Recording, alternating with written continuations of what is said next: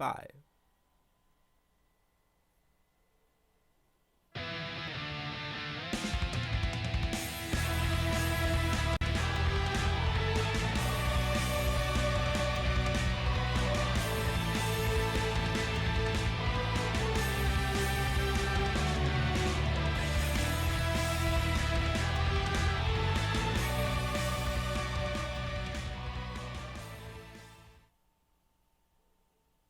Live from the internet, this is the Crystal Chronicles, your City of Final Fantasy Opera Omnia podcast.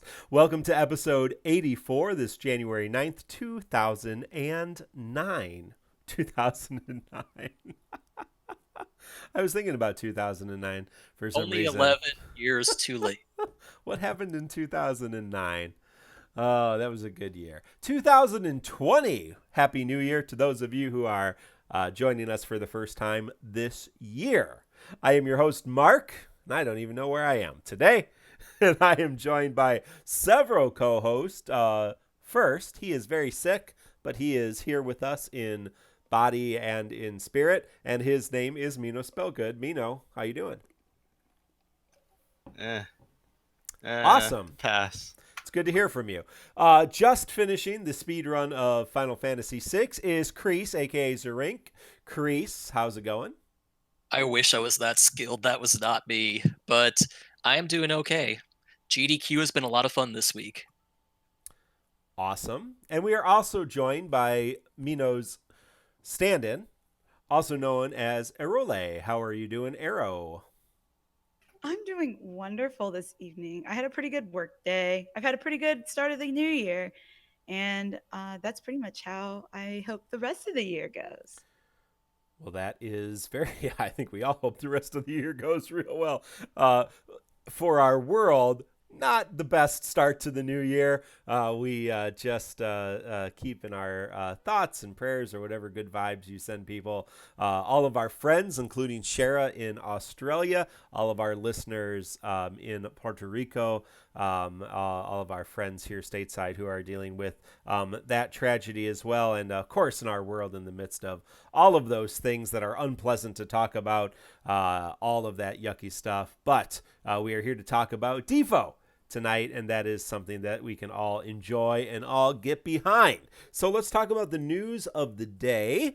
We did get our SQEX Stream Rewards. We received them on the 3rd of January, right after we streamed last week. So make sure you log in during that appointed time. And we got tons of 6,000 gems. We got a lot of tickets. We got all kinds of great things. So thank you, The exact SQEX. breakdown was 10 armor tokens, 20 draw tickets, 1 power stone, 3,000 or 6,000 gems, 1 bloom stone, and 60 bloom fragments. Awesome.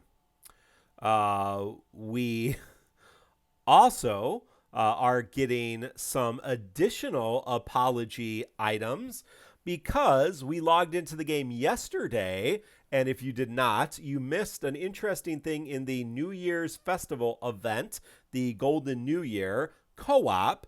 The event would not allow you to log in, and all that happened... My cat is attacking the computer. All that happened was the red line that filled up the boss HP gauge just kept like scrolling and scrolling and scrolling. What happened is we defeated the Golden Cactuar 999 times, and once we hit that, apparently we broke the game as they were not prepared for 1,000 victories, and it glitched, and we were not able to enter it yesterday for most of the day, and so we that has been fixed. I was able to do my Golden Cactuar runs today, and we are receiving 100 gems, 3 artifacts of all knowledge. I believe those are the 3 times all-inclusive items, and then 3 tokens for this New Year shop, the holiday shop. So very, very funny. I thought it was kind of hilarious, the glitch, and we did break the game, so that's always fun.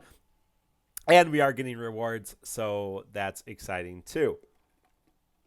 That does bring us to the New Year's Festival, which is ongoing, a Golden New Year. With that beautiful co-op, you can beat the heck out of that Golden Cactuar.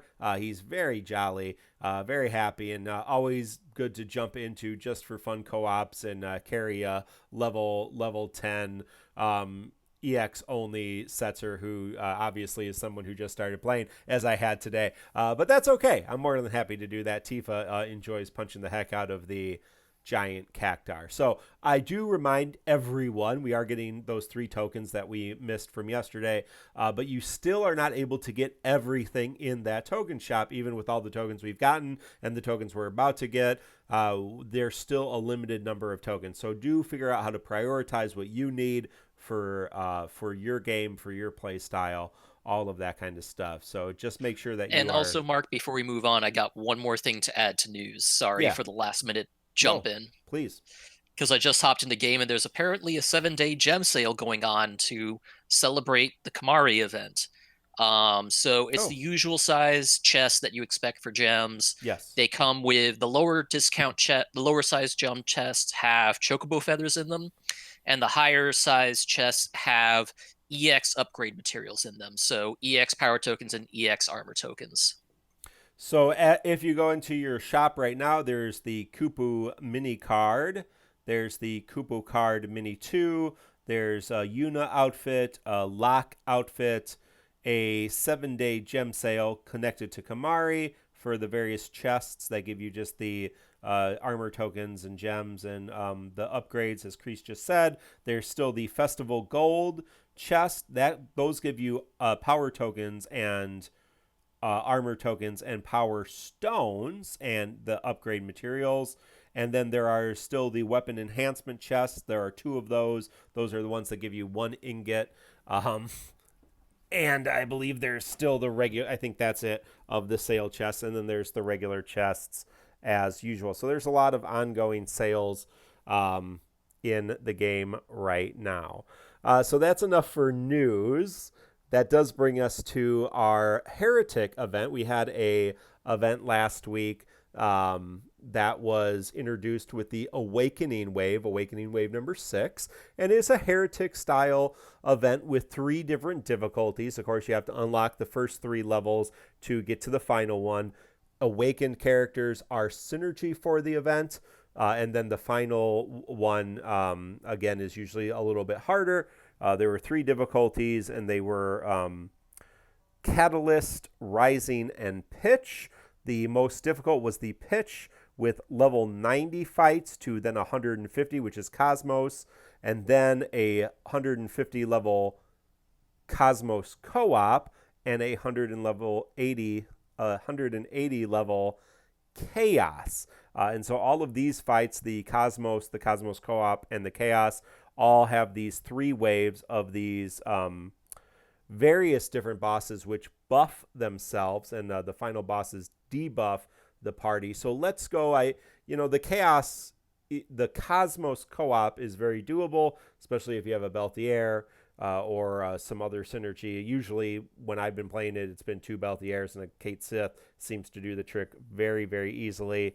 The only thing I would say about the Cosmos co-op is that a lot of people, I even saw a thread about people hesitant to summon because, Beltier needs to steal those buffs. So let the enemies buff themselves. Not in the Cosmos co-op. Summon as soon as you can summon, chain summon, and you're going to kill the boss fairly effectively. That's not a problem as long as you bring good characters. That brings us to the Chaos fight. So I'll just kind of walk through it briefly, and then other people can bring in kind of what they brought to this fight.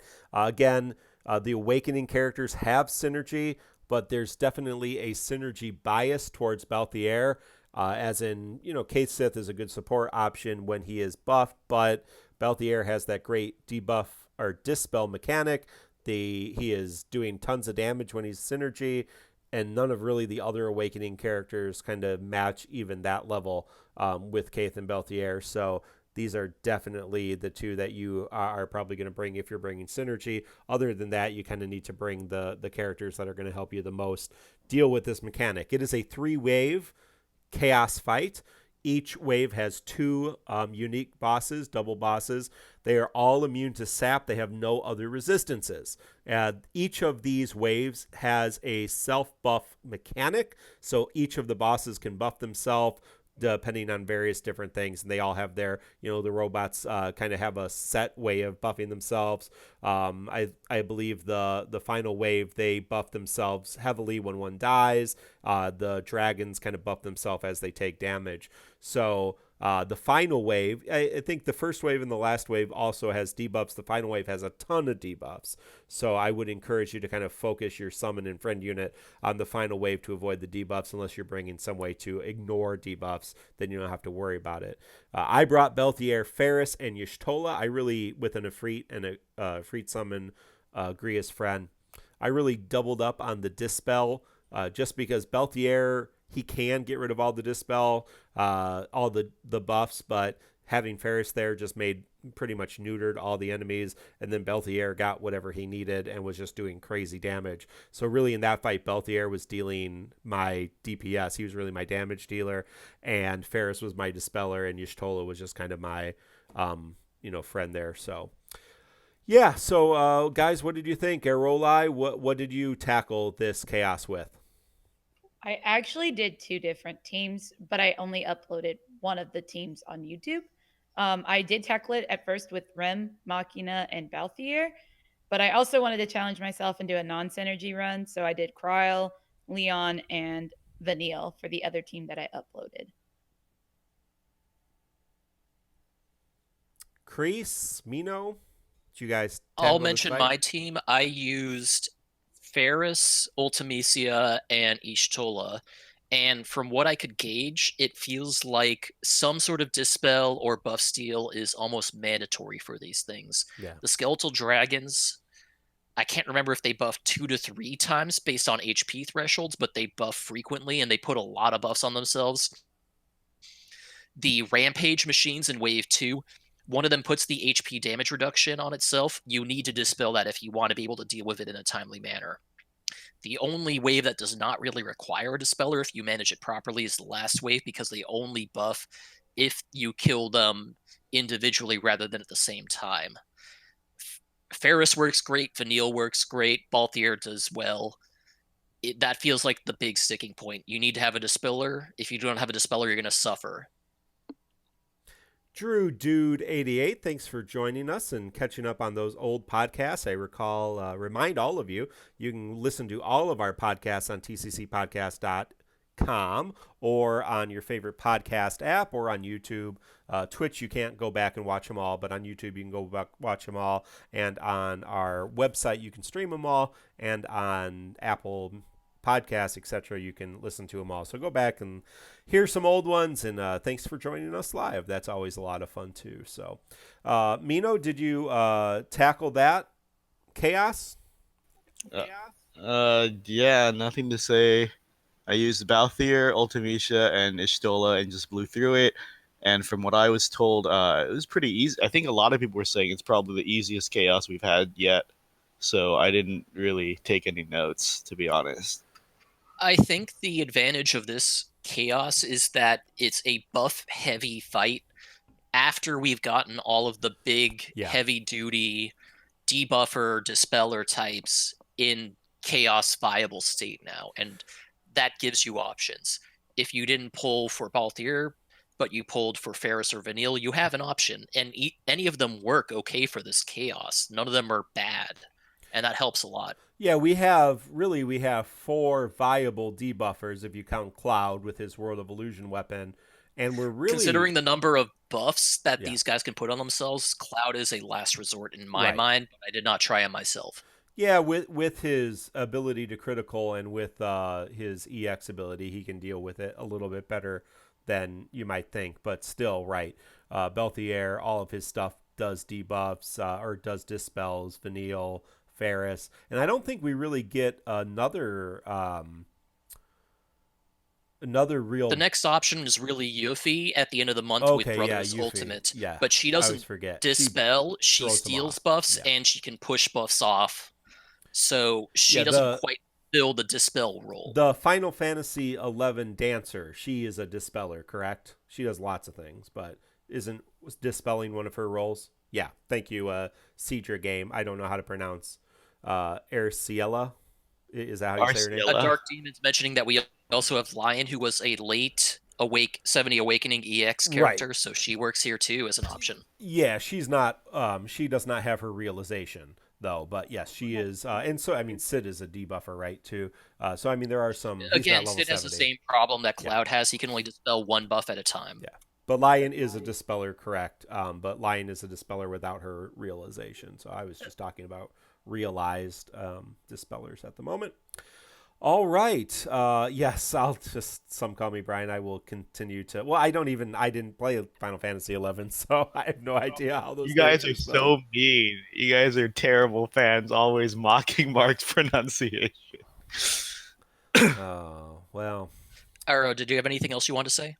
I mean, I should maybe try. I kind of want to try Lion at this because the fight is short enough where she might pull through with it by just using skills the whole time. So I might have to take that as a challenge run later. But no, I don't really got anything else to add other than that.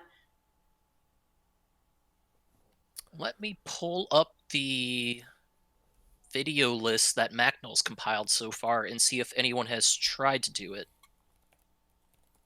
Well, why isn't it Sidra, like with a C then? Sidra Games? I apologize for pronouncing your... Yeah, if I pronounce your username wrong, you can tell me about that.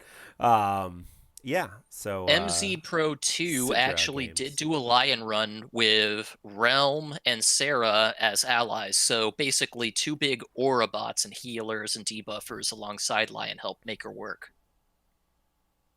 All right, well... There you go. So it is possible if you are struggling with that. Of course, you come on our Discord. We have a strategy and help section channel.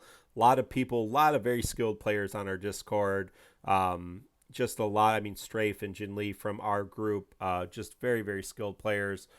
So a lot of other people there as well who are doing good things. But always check out Macnol's Call to Arms, MACNOL. And that's on Reddit, and we also link that in our various social media, so you can check out, and that's also in the show notes, so you can check out what other people are doing.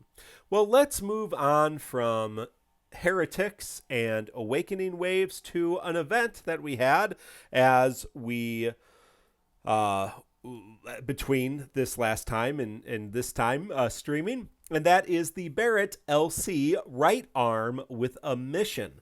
This brought us Barret's rework, his EX Realization, and Tifa's rework, and Tifa's EX Realization, as well as a new lost chapter, lots of gems, and a chaos fight. So Kreese is going to walk us through these 2 characters. He has both of them. And a lot of our other folks too. I think Quet's fully realized Barret. I fully realized Tifa. So we have some things to talk about. So, Kreese, walk us through Barret and Tifa and let us know what they got and what they do. Big change is Barret got an extra ability use of Big Shot. Other than that, in his base kit, mostly what happened is that he got an HP plus attack. Base, he got many more Brave hits. He got Brave Overflow in all of his attacks. That's the big change for his kit. Basically, it was tuned up so that he's still doing the same thing, but he's doing it a little better. He can actually, take advantage of hitting for multiple hits and actually potentially filling his Brave and hitting that Overflow. His additional ability, All Physical Attack, gives a party physical attack bonus for a few turns, and if you extend it, get the extension passive, it also adds a party Brave Overflow limit for a few turns. The big change is he got an EX weapon and an EX ability along with the realization. His EX ability is Satellite Beam, which is on a slow recharge base, but does 15 AoE attacks distributed evenly across the enemy team. So these are not just AoE attacks, they're AoE attacks that are distributed across the party. Before doing an AoE HP attack, that is split damage.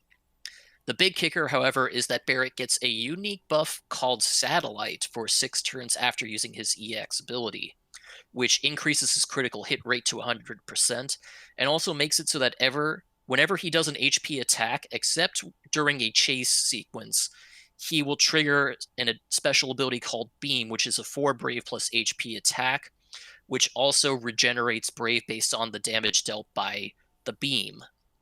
His EX Realization's pretty basic. It's damage increase, stat increase. He starts with Satellite and his unique buff Avalanche, which is his party aura buff, and more overflow and more potency increase as you build it up. Basic idea is Barret kind of needs his 3/3 to work to make his EX functionally effective, because otherwise it caps at 150% overflow for a split AoE HP attack. It goes to 200% overflow at fully realized weapon. It gets a huge potency increase, so it will cap every time that I've tried it out. It has capped. Just in general for his kit, his main advantage is that he has a Crystal Strength 50 passive Protector of the Planet boost that is party aura based, which means that for artifacts, you kind of need to lean heavily into that. You want 3 copies of Planet of Protector boost 2 stars in order to give an additional party 15% attack and max Brave bonus on top of his Avalanche buff. Just keep that in mind. Nuances: Beam will trigger from his HP plus attack, so he can potentially do a decent amount of damage even without using ability uses. However, Satellite, one thing to note is that Satellite Beam will not trigger Beam if he does not have Satellite buff going into it. Be careful of that. Basically, if he has to reactivate his Satellite buff going into Satellite Beam because it wore off because you were using too many Brave and HP turns, he won't get that benefit. So you got to be careful. Another thing to note is that while most of his benefits for the party are framed and aura based, he does provide a generic physical attack bonus.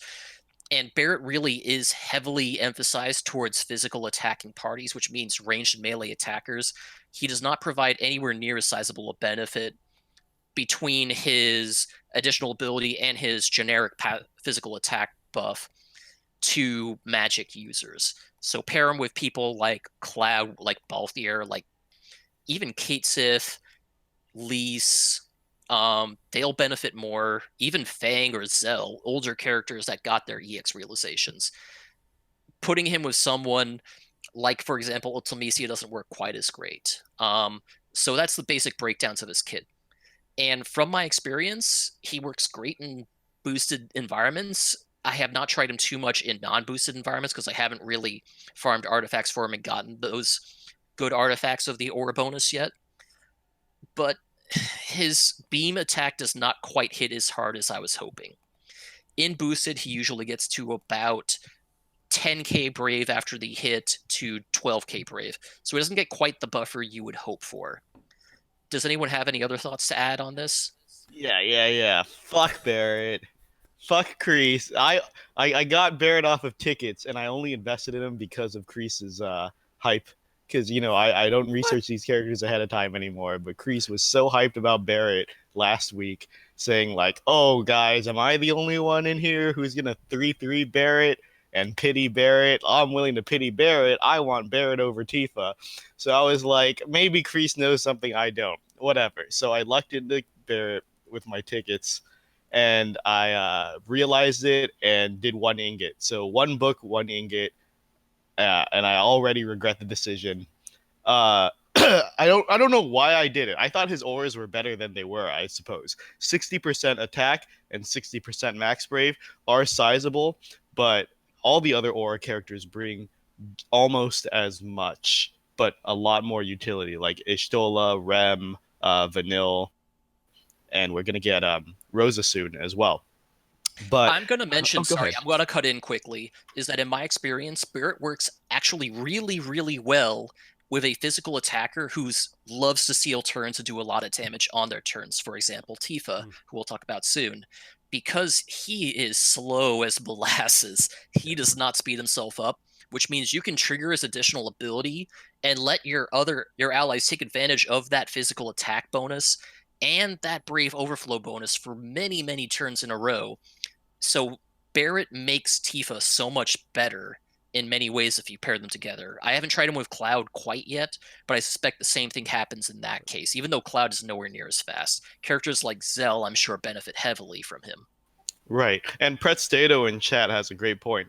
saying it's only 60% if you have perfect artifacts. Without the artifacts, it's a base 45 attack, 45 max brave, which is not impressive at all. But as you said, the extra 30% physical attack does kind of give him an edge in very, very specific situations, but not all around. I mean, it's still nice to have. That's a total of 90 attack, I guess, if you're using physical characters.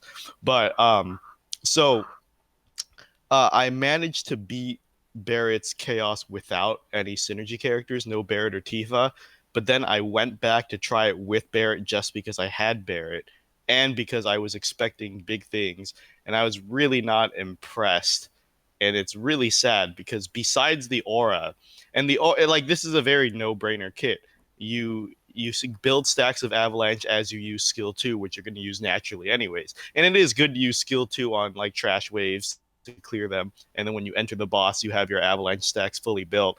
But besides the aura, which again takes no thought to use, he is just a very, very basic ranged attacker.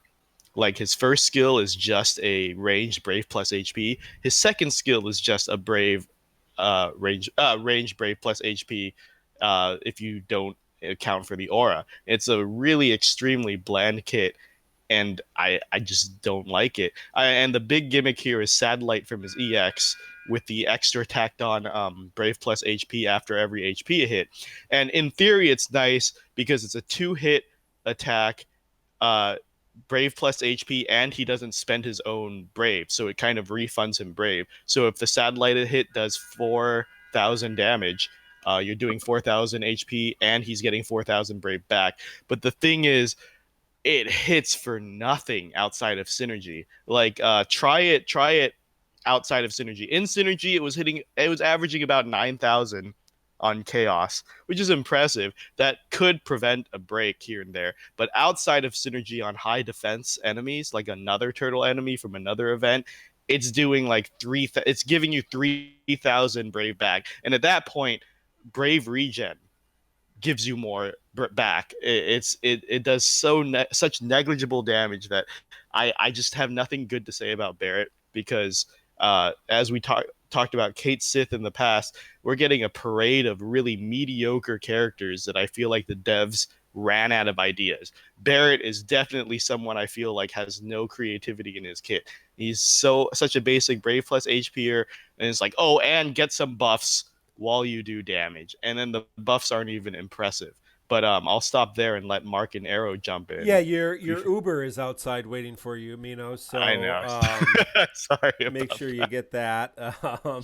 Yeah, No Escape 1991. Thank you for but you are using your what did I call these? They have this new thing called Discord channel points. Channel points, and yeah. I renamed them something.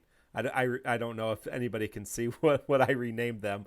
But I'm pretty sure I renamed them something and put the little... They have a new icon at least. Yeah, I have... There's a little chocobo with a heart from Jin Lee on there, so you can use your chocobo hearts to highlight messages and unlock emotes and do something else. So Anthony was reminding everyone that we do have apparel available here in the United States, and I shared the link to that, and that's in our notes and on our social media and in our Discord as well. And then, so No Escape was really worried about us crapping all over Tifa. We're going to get to that. Now it's crap on Barret time. Before we talk more about Barret, I wanted to know, Mino, what was your impression of Barret in the story? Because I thought it was really... best dad story in the LC, the LC videos we didn't get from the event. You mean outside of the racist, he's black, he must be an enemy intro? It's fun to joke about the racism part, but honestly, I think like reading it back, it was like, they're like, oh, Barret was mistaken for a villain because he's such a hothead. And, you know, he's quick to jump to anger. And he has a gun on his arm? So I'm saying, like, I mean, like, we joke. I think that's pretty... Yeah, we joke about, like, the racism angle, but I'm sure that's not what the devs intended. Super racist. Technically. I was talking not about that. We talked plenty about that scene back in the event, because racism. But the scene with Jet and Barret... where Barret's chasing the little girls, Cyan. right? Yeah. Who else was in there? It was Jet, Barret, and someone else. I don't remember who else. But it was kind of like well, Titus was there, but there was another older Saras was there, maybe? No, Galif. No, not Sauce. Galif. Oh, Galif. Galif. Yeah, Thank you, because Aro. it was Granddad. So it was really a who's best dad. So I want, in your opinion, as in terms of Final Fantasy, Dissidia, Opera, Omnia, not in that order, but in Defo lore, who do you think's best dad? Is it Jet? Is it Barret? Is it Shadow? Spoilers. Not really. So who did you? All who of do you those. think, All of those are. Zaz. All three you listed were absentee dad. Yeah, who Gallows. do They were you all think? gone. Better by default, I Gallof. think. Gallup's the best. Osmond. No, Gallup was an absentee parent as well. He Went did missing go for off. most of He did. FF5. Like, Yeah, he did go off. to He was save the world. grandfather, yeah, the whole though. thing- He hopefully left yeah, his but the whole granddaughter in safe hands in his kingdom. okay, but he was the parent, and then the whole plot in FF5 was that Kryl went looking for Gallup because he was gone for so damn long. So I'm just saying, No, these are all really. that's twisting the plot completely. So But we're this getting is way what- off topic. I'm this sorry. This is what happened. So they had that initial scene in the event where everybody freaks out because there's a large black man with a gun, and they come back and say, "Oh no, that wasn't bad." So then they have this scene where Barrett's playing with the kids, and we're all reminded that, "Oh yeah, he's a good dad, and he's just like us, and it's not racist." So I think we can all feel better about the story. No. now. So No, because he points that gun like with his gun hand at people, and that just made me like super uncomfortable whenever it's he did part that. of his They hand. He really- doesn't have a choice. He Yeah, talks has a with left his hand. hand. He has another hand that he could use to point at people with, not the gun. That just was Yeah. very disrespectful. That's his I hated hand, it. and that's racist. I'll jokingly point out that he used to pick up Marlene with that gun hand. Yeah, that's true. All right, no, seriously, love back Barret. to shitting on Barret. Mark, yeah. do you have Arrow, any sorry, do you have experience? anything to shit on Yeah, with Arrow, Barret? do you have Because I'm sure anything you to have your own say? opinion. I hate this kid. I mean, like in theory, it should be really good, but Satellite's 15 hits does not do like multiple HP attacks. It's just one. That thing leaks like nobody's business, and on top of that, is split damage. Why? Why Ugh, Satellite split damage? It's a mess, and it's clear like he's supposed to be in Fizz teams, but he's not even good at it. Like we have better characters already, and people like Ramza who don't even have EX plus. It just makes me angry. Like what they could have done with this kit and they didn't.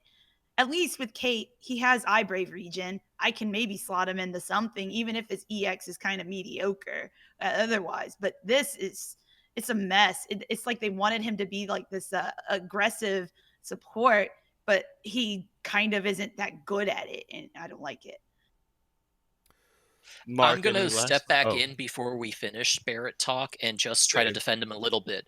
I'm not going to say that he's a great character, but I'm going to say he has his place right now. And his place is usually as a second support / offensive character. He should not be replacing your general support / healer types such as Ishtola or Rem or someone in that slot because he doesn't fill that same role. What he does is he makes everyone better, which means he makes Ishtola, he makes Rem better, just stat-wise. He hits decently hard with a second aura along with his own personal auras. Not great, but he does do it. And having a simple kit does not completely make him useless. And he's slow enough that he can let a faster character just take better turns than him, which means he can let his, and no joke about this, he can let his additional abilities stay up for a long time, way longer than other characters' additional abilities, despite the fact it's 2 uses and 5 turns per. So he has his place. He's not perfect. He has weaknesses. You got to be careful about how you build around him. But he's not just a garbage trash character. Far From Daylight is saying Barret is a fantastic auto farmer. I'm not really sure how I would, well, especially compared to Yuna, who just came out. My favorite auto farmer is still Twins, and that will never change. Yeah, I mean, but yeah, we'll see when he clarifies. Yuna is the ultimate auto farmer right now until Squall burst. Or Yeah, Squall LD. But yeah, so Far and From to jump Daylight, you in- can clarify that. Oh, sorry. Yeah. So to jump in to also, Kreese has a great point. I think you're right that Barret does kind of have a place. And if just reinterpreting what Far From Daylight said, I know he said auto farmer, but I am saying like, well, I guess Barret is for summon board farming as well, honestly, because he does good enough damage and he can boost your crappy characters that you're carrying through, especially while this event is going on and super synergy is a thing and you're running all kinds of characters. But yeah, that EX leaks like crazy. The satellite refund is a joke. And ultimately, this is the first character I've ever regretted spending realization resources on, and it's made me. We'll talk about the next character that I lucked into today when we get there. That I also think is just Far trash. From Daylight is correcting gender, apparently. Oh, sorry. Wait, did I say he? All right. Sorry about that. I use Barret, Lilithset, Setzer. All of them have quick animations if I'm not on auto. Otherwise, they're good. Okay, so when you say, so you didn't mean auto farmer, right? You meant Yeah, quick farming. So actually pressing the buttons. But yeah. Okay, Yeah, because on good. that case, I know Reddit made a good point that Setzer's just faster, as he's in very like fast. 3/3 Setzer will one shot all the cycle quest waves with Freeze Joker. So I mean, I don't think I'd really invest in Barret just for that. Oh, also Setzer's much faster, right? Barret's a pretty slow character. With buffs, he can outspeed most people as long as they do not have buffs and speed passives that activate on buffs themselves, is what I found. He's fast if no one else is in the party that benefits from speed passives on buff activation. So should you pull? That's not what we do on this show. But specifically for Barret, no. Pull for him if you're interested in his kit, which is, again, I said is pretty basic, or you think you have some ideas on how to make him work. He's definitely not fits in every character party possible type character like Y'shtola was. Let's put it that way. if you are a fan of the character Barret or a fan of single dads, then you can make him work. If you pulled him while chasing another character, which we'll talk about shortly, then you could probably make him work, especially if you're short on support roles. But if you've got every support role, then you may have him laying on the bench or sitting out on the bench until later time. So Barret has some potential, but doesn't seem to fully realize it. Ha, ha, ha. So, Grace, let's bring it to the other character on the banner, and that is Tifa. Tifa got a rework and an EX realization. Walk us through those, please. Tifa has another very, very simple kit. She is single target melee damage all the way. If you know her kit before, it's just gotten better. Beat Rush will always trigger an HP attack rather than being conditional upon her hitting 100% Brave. 100% of her max Brave, which is amazing. It makes it so much more usable. She has Brave gains on Beat Rush and her HP plus now. So she no longer has...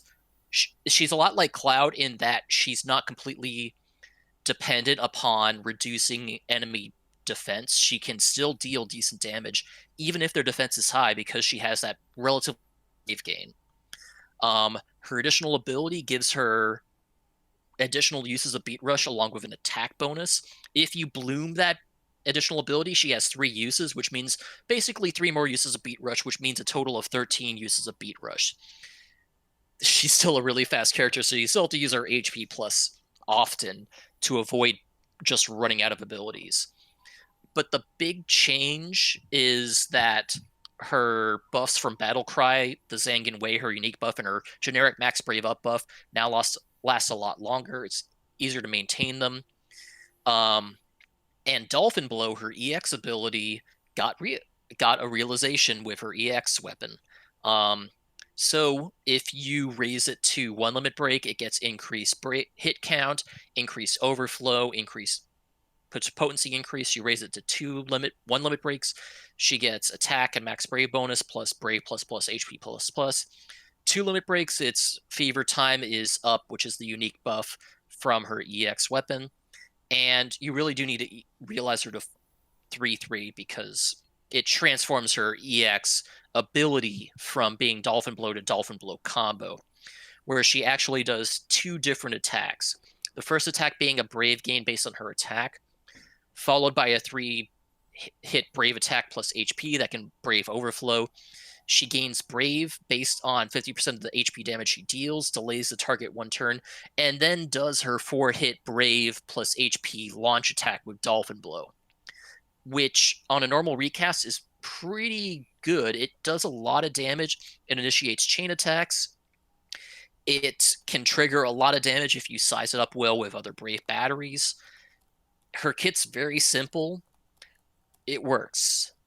She got the fixes she needed. The other thing I forgot to mention is that Battle Cry no longer increases turn count, and its turn rate is so ridiculously high now it might as well be instant turn rate. It's not technically instant turn rate, but it's close enough. Like Barret, she's another very simple character. She has a role to play. She doesn't hit a lot of Brave hits with Beat Rush. It's still 3 Brave hits. It still hits relatively hard, though. So that's something to keep in mind. But she can't shave everything if you run into a boss that can just Brave shave or Brave gain like crazy. But she's fast enough that she'll probably get multiple turns in if you pair with another slow character. Like, for example, I mentioned Barret being a good example. She benefits heavily from Barret just because she can take advantage of his additional ability and all those bonuses he provides.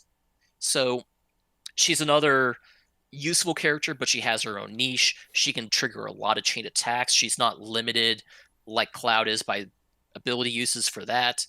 And she can shave when necessary. She's not the best, but she can shave. Mino?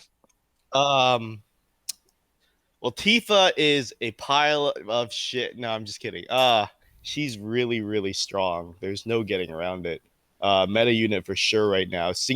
Best single target for at least a month until King arrives. And even when King arrives, she still has the launch gimmick that puts her ahead if you really want scores or to work with batteries. So even then, she doesn't really get dethroned.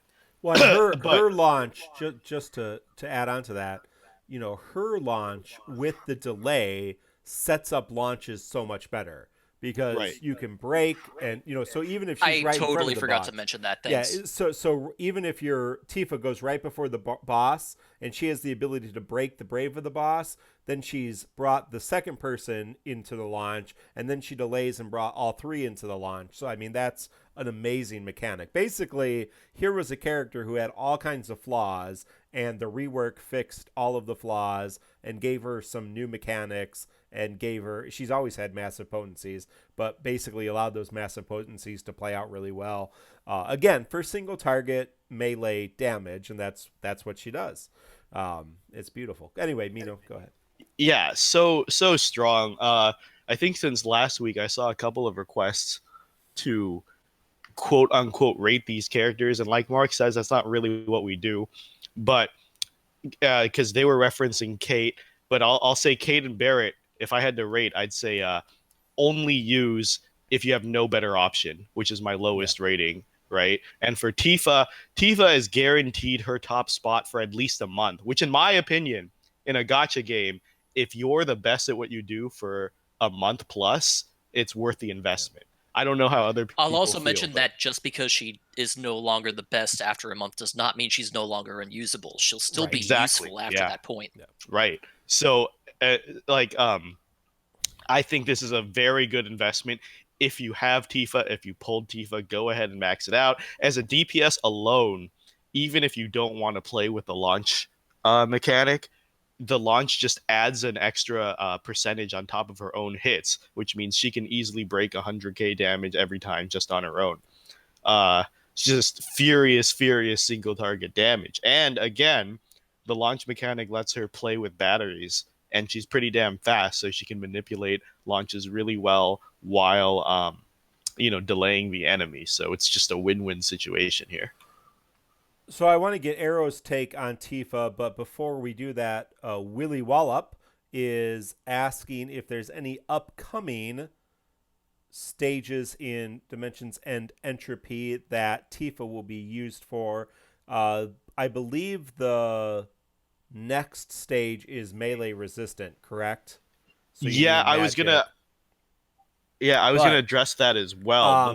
The thing but is with... Oh, go ahead. Yeah, as Ice Pick is just saying, Entropy 4 is single target bosses, so that's a perfect stage for her. Sidra Games is saying Entropy 7 is a good stage for her as well. So there are other options as well. But yeah, definitely Entropy 4, which is the single target boss, lots of launch opportunities, the 5 single target bosses. That is a great stage for her. So you can slot her in there and maybe free up. I used Yishtola and Cloud, and so I may go back and try to free that up maybe with Kate Sith or anything else here. So Arrow Ice Pick is just one thing. Yeah. Ice Pick is mentioning that any stage Yeah. where you need to improve your score, Tifa will help, just because Yeah. chain attacks really improve score drastically. Well, let me say one thing else why just came to mind. Because I believe her EX ability refreshes her buffs from Battle Cry, she really doesn't have to use Battle Cry all that much. And Battle Cry is a free action, which that fixed her kit a lot. But that means she can use Battle Cry as a free action to give her to charge her EX if she needs it in a pinch. And that's also really, really nice, to be able to have that. So, all right. Sorry, Arrow. But yeah, what do you have to add about our discussion on Tifa? There's a lot of good things, but one of my biggest complaints with Tifa, I know you guys have been praising the turn stealing, but in this case, it's kind of harder to justify sometimes, because when she's going from 0 and she has to beat rush, the damage is going to probably be on the lower end. I feel like she needs regen to be very good in certain fights, but Ishtola's right now is so good. I guess it helps her a lot with setting up the launches and everything.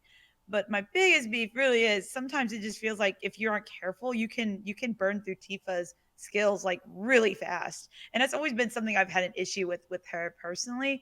But overall right now, yeah, she's pretty good, but I don't really like how simple the kit is. I guess it's good for newbies, but it just doesn't do much for me at this point in the game.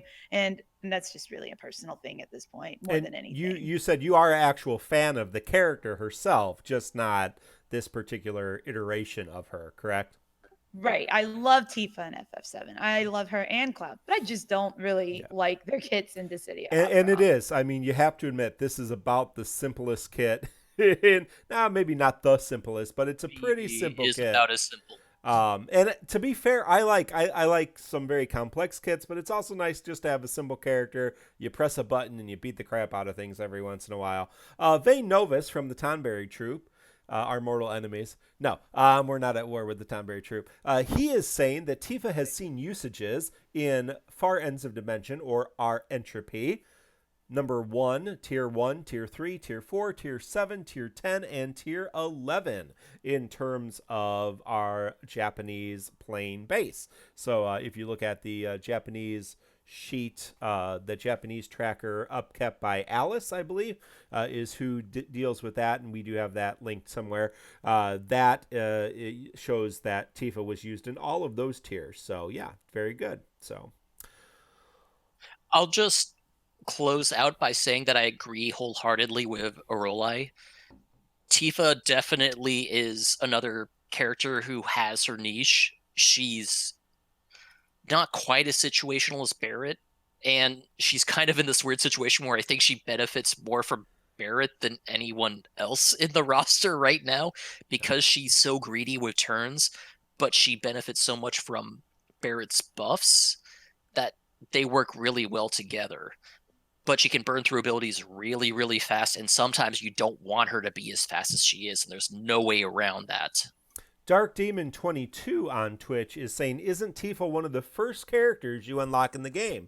She is, in fact, and that is perhaps one of the reasons her kit is as simple as it is. She is definitely an early character. Thankfully, not an early character who needed a massive overhaul like Yuna and a couple others, but she did need some help, and she did seem to get it here in this rework. Well, there are other characters on the banner, but I don't even remember who was the third character on that banner. My girl Maria. Oh, Maria. Yeah, there was a girl named Maria. I think I have a banner. fully limit broken 15 CP for Maria, and I think her 35 CP is now 2 limit broken for me, so she's almost MLB if I exclude her EX. Yay. Well, Maria does unfortunately not get her EX on this banner and is not realizable and also does not have a rework. So she is as good as she has been without any changes. That does bring us to the most difficult fight in the Barret. Mark, sorry. I'm just going to air out my laundry now. I've now double pitied in less than 2 weeks, so yeah, I pitied Vanille on the Ultimate Summons banner a week ago, and then I pitied Barret on the Tifa and Barret EX banner. So I'm feeling pain right now, and my gem stash has hurt.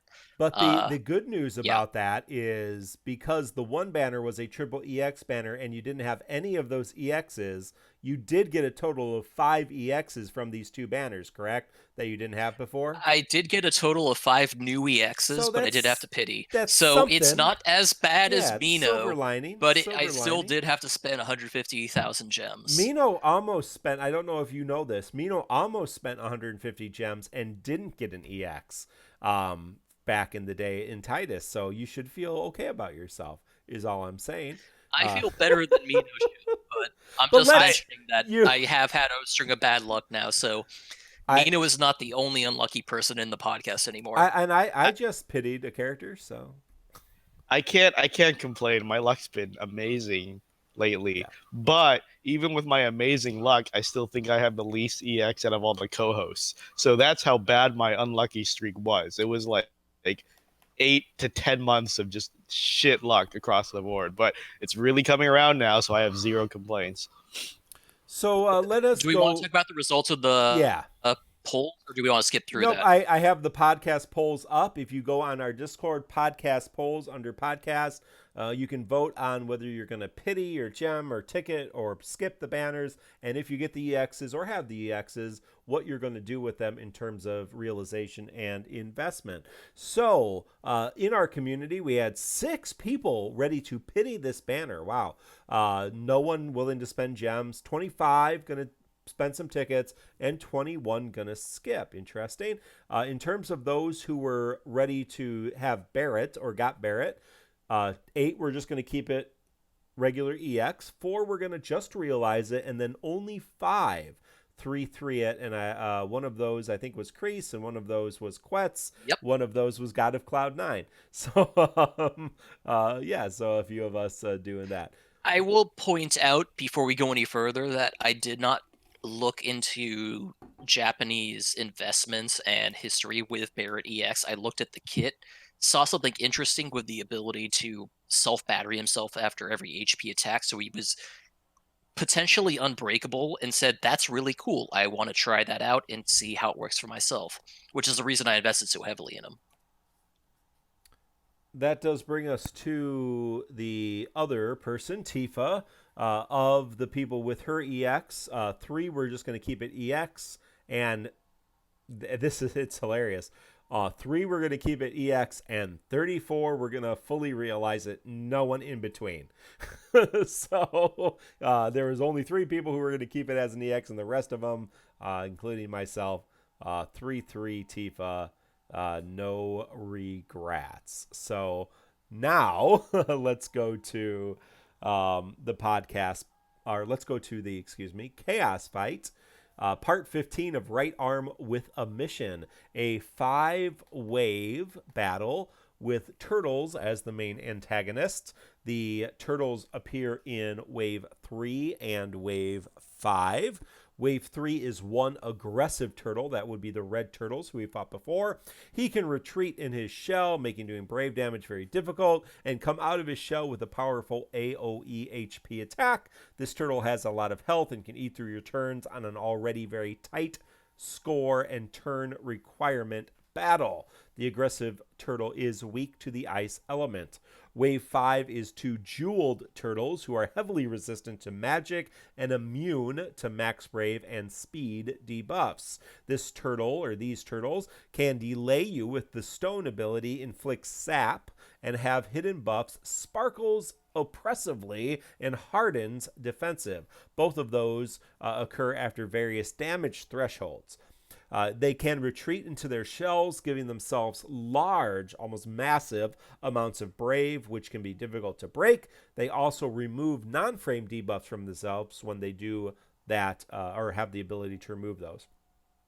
So my strategy for this, or my general tips for this, definitely this battle has synergy bias and bias towards characters with melee and launch. So, of course, Tifa is the ideal character to bring in this battle. The launch helps with the score, also helps with the breaks. It also helps dealing with the shells. And then, of course, you need melee because of the magic resist, although you can do this with some magic characters. Characters who ignore defense and defense mechanics, batteries are good here, as are free turn characters and launchers in general.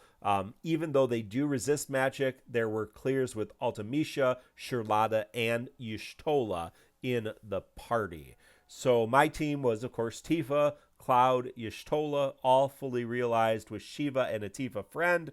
The general strategy is to battery and launch for massive damage to effectively deal with them while they're in their shells. Tifa's incredible potencies and her ability to launch and make her, with synergy, super good in this fight. Now, Charlotte is also a really good option because her ability to nuke despite defenses is really valuable, and so you did see a lot of French Charlottas and a lot of Charlotta French Charlottas. Requirements needed to get 650,000 score in 85 turns is very, very difficult without launch. So if you plan to go without launch, you need to shoot for a much, much lower turn count, probably under 70 turns, I would say. So anybody else want to walk through what they did in this fight? I want to let Arolai chime in on her experience with this, but I just want to say that Macnell's call to arms at the moment only has one complete without either Cloud, Ultimisia, or Tifa fully realized, and that includes Balthier, Y'shtola, and Charlotta by General Solidor. So I'll let Arolai take it away and just say her thoughts on this. I'm going to disappoint. I have not touched this chaos yet. And that is because I don't really have the time this week. I may this weekend, but I know already I'm probably only going to be able to clear it. I don't have the right characters. I don't really care to realize anyone that would be correct for the fight. And I'll just wait for Bart's to clear it later this month. I'll jump in and answer Sidra Games' question in chat. Yeah. I did this fight 3 times, which surprised me because I hated this fight. But I did it 3 times to test a few things. I think I used the exact same comp Mark did for my first clear. Mark, you said Cloud, Ulti, Lotta, right? Yeah, Tifa. With yep. with Tifa friend? I used Cloud, Tifa. Oh, okay, Yes. never mind. Okay, I used a different team then. I had no synergy. The first time I did this, it was so much trial and error and so many resets because I had 0 synergy. I did Cloud, Ulti, Charlotta with a Tifa friend. And Sidra Games is saying, how does someone use ulti with this in a magic resistant last wave? You pump them full of I Brave regen teams. So, well, I'll tell you my first team. So the first team was with Cloud because I was like, I know I need to pad the score with launches. And I did. I got like 6 perfect launches, 4 finishing touches, and then 2 from the Tifa friend. And that made me clear very comfortably. I think I did 81 turns out of 85, and I was still 30k over the score. So the launches really helped me not worry about turn count at all. And then that took a lot of trial and error. Then I went back and did it with Barret and got just about the same result. I hate Barret. He's trash. All he did was help break the turtles when they were in their shell. That was really his only use. And then I tried it with a full iBrave regen team with Charlotta, Ramza, ulti with a Tifa friend. And that, oh no, with a Charlotta friend. And that seemed to work because double Charlotta does burn the turtles fast enough that you can get a turn count in the 70s without really a launching. So that does really help, but you have to aim for a really low turn count. But to use ulti, if you stack constant Brave regen and iBrave buffs, I had Ramza's Galvanize on there. I had constant batteries. Charlotta on there with her Brave regen as well. Then ulti can pump out a respectable damage on all her free turns back to back, and that is a way to do it. But I will say that way was the hardest way. Definitely go with a launcher if you have a choice. iBrave regen ulti team only if you have no other option. I will also mention, sorry, just to cut in, is that the 2 recordings that had Ultimecia as the main factor in the team included a fully realized Agrius and a fully realized Warrior of Light and a Charlotta friend. And both of them are top tier players of the game. One was Strafe and one was Scott Ong. So this is not an easy strategy by any means. Right. It's a last resort strategy. But just so you know, ulti has been used more than once to get through this. This is definitely an event and a chaos that was designed for chain attacks and taking advantage of that score benefit. And if you do not have that, you're going to hurt. You're going to have trouble getting the complete. The only reason I was able to get the complete is because I had Tifa fully realized. Yeah, Harith is saying they use Squall. Yeah, there's other Cloud, obviously, good melees. But yeah, I mean, I think that's just a testament to Y'shtola, Charlotta, and Ultimecia. They're just that good. They're very, very good characters that you can sometimes bring around even if you have those massive resistances. So I also think it's fair to mention that for these events, these Lost Chapter Chaos fights, all you lose by not completing it within the 2-week period is 3 tickets. Yep. So do not feel pressured to complete it immediately. Exactly. Wait and just don't worry. I still haven't completed Deuce Chaos and gotten those 10 tickets and 10 armor tokens or whatever it is. So it's okay to wait. And it's going to be more important to not feel pressured to have to push for everything to be done immediately. So just keep that in mind going forward. This is definitely a bullshit synergy bias fight. So don't feel bad if you don't have the tools. It is definitely a bullshit synergy bias fight. Yeah, and just some general tips. These are some common sense tips, but I helped a few people on Discord get the clear. One is burn the turtles equally. I tried to do it one by one. That did not work. Save your summon for when you can't break the turtles and you need that extra wiggle room. And lastly, I helped more than one person in our community get the score by reminding them to maximize launches. I think newer players or players who have not been studying the meta as long don't know how the launch mechanic works, but basically your score and damage multiplies the more people you get into the launch. So like Tifa launching on her own as opposed to Tifa launching with 2 teammates chasing is completely different. Like I think it's like a 20% score multiplier. The point is, I remember I was talking to somebody on the Discord. They got the turn requirement with the exact same team that I used, but they fell short of the score by like 30K or so. And then I reminded them, make sure every launch counts. Every launch is a full launch with your entire team behind it. They did it again, and they beat the score by like 40K or something. It just makes that much of a difference. So you really have to factor in full launches to get your score for this fight. Yeah, and that's, I mean, I know my initial run, the score was not as high as I would have expected just because I know I botched a few of those launches and did not get everybody in the launch like maybe I could have if I had planned a little bit better, was paying more attention. So, yeah, it does make a big difference. I also saw a couple things, and I don't know that we've ever talked about it, just on Reddit or on social media about scores when people are bringing Y'shtola and reviving.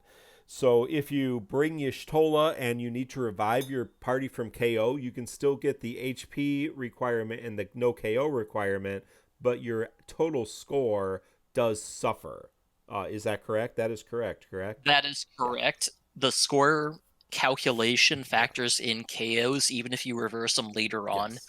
So be aware that if you revive a dead character, you will still get the no KO requirement, but it will tank your You score. hit score, yeah. And I think it's one of the biggest factors for score calculation Right. out there. Yeah, So be if I careful. recall, we've gone over the equation in the past, and yet KO is a huge amount of score. So people are missing score by 100,000, 200,000 points, really because they. To be clear, I mostly completed the Heretic Chaos fight with Y'shtola in my party. Safely under the turn count, full HP at the end. No one did at the end, but because I had to use Y'shtola to revive, I lost the score requirement on my first run. So it is a substantial hit to your score requirement. It's not negligible. So keep that in mind. Luckily, clears are the important part. Don't worry too much about the completion bonuses, but just be aware that is a huge factor. Random NJ in chat saying, does Rosa's re-raise work the same way? Yes, it does.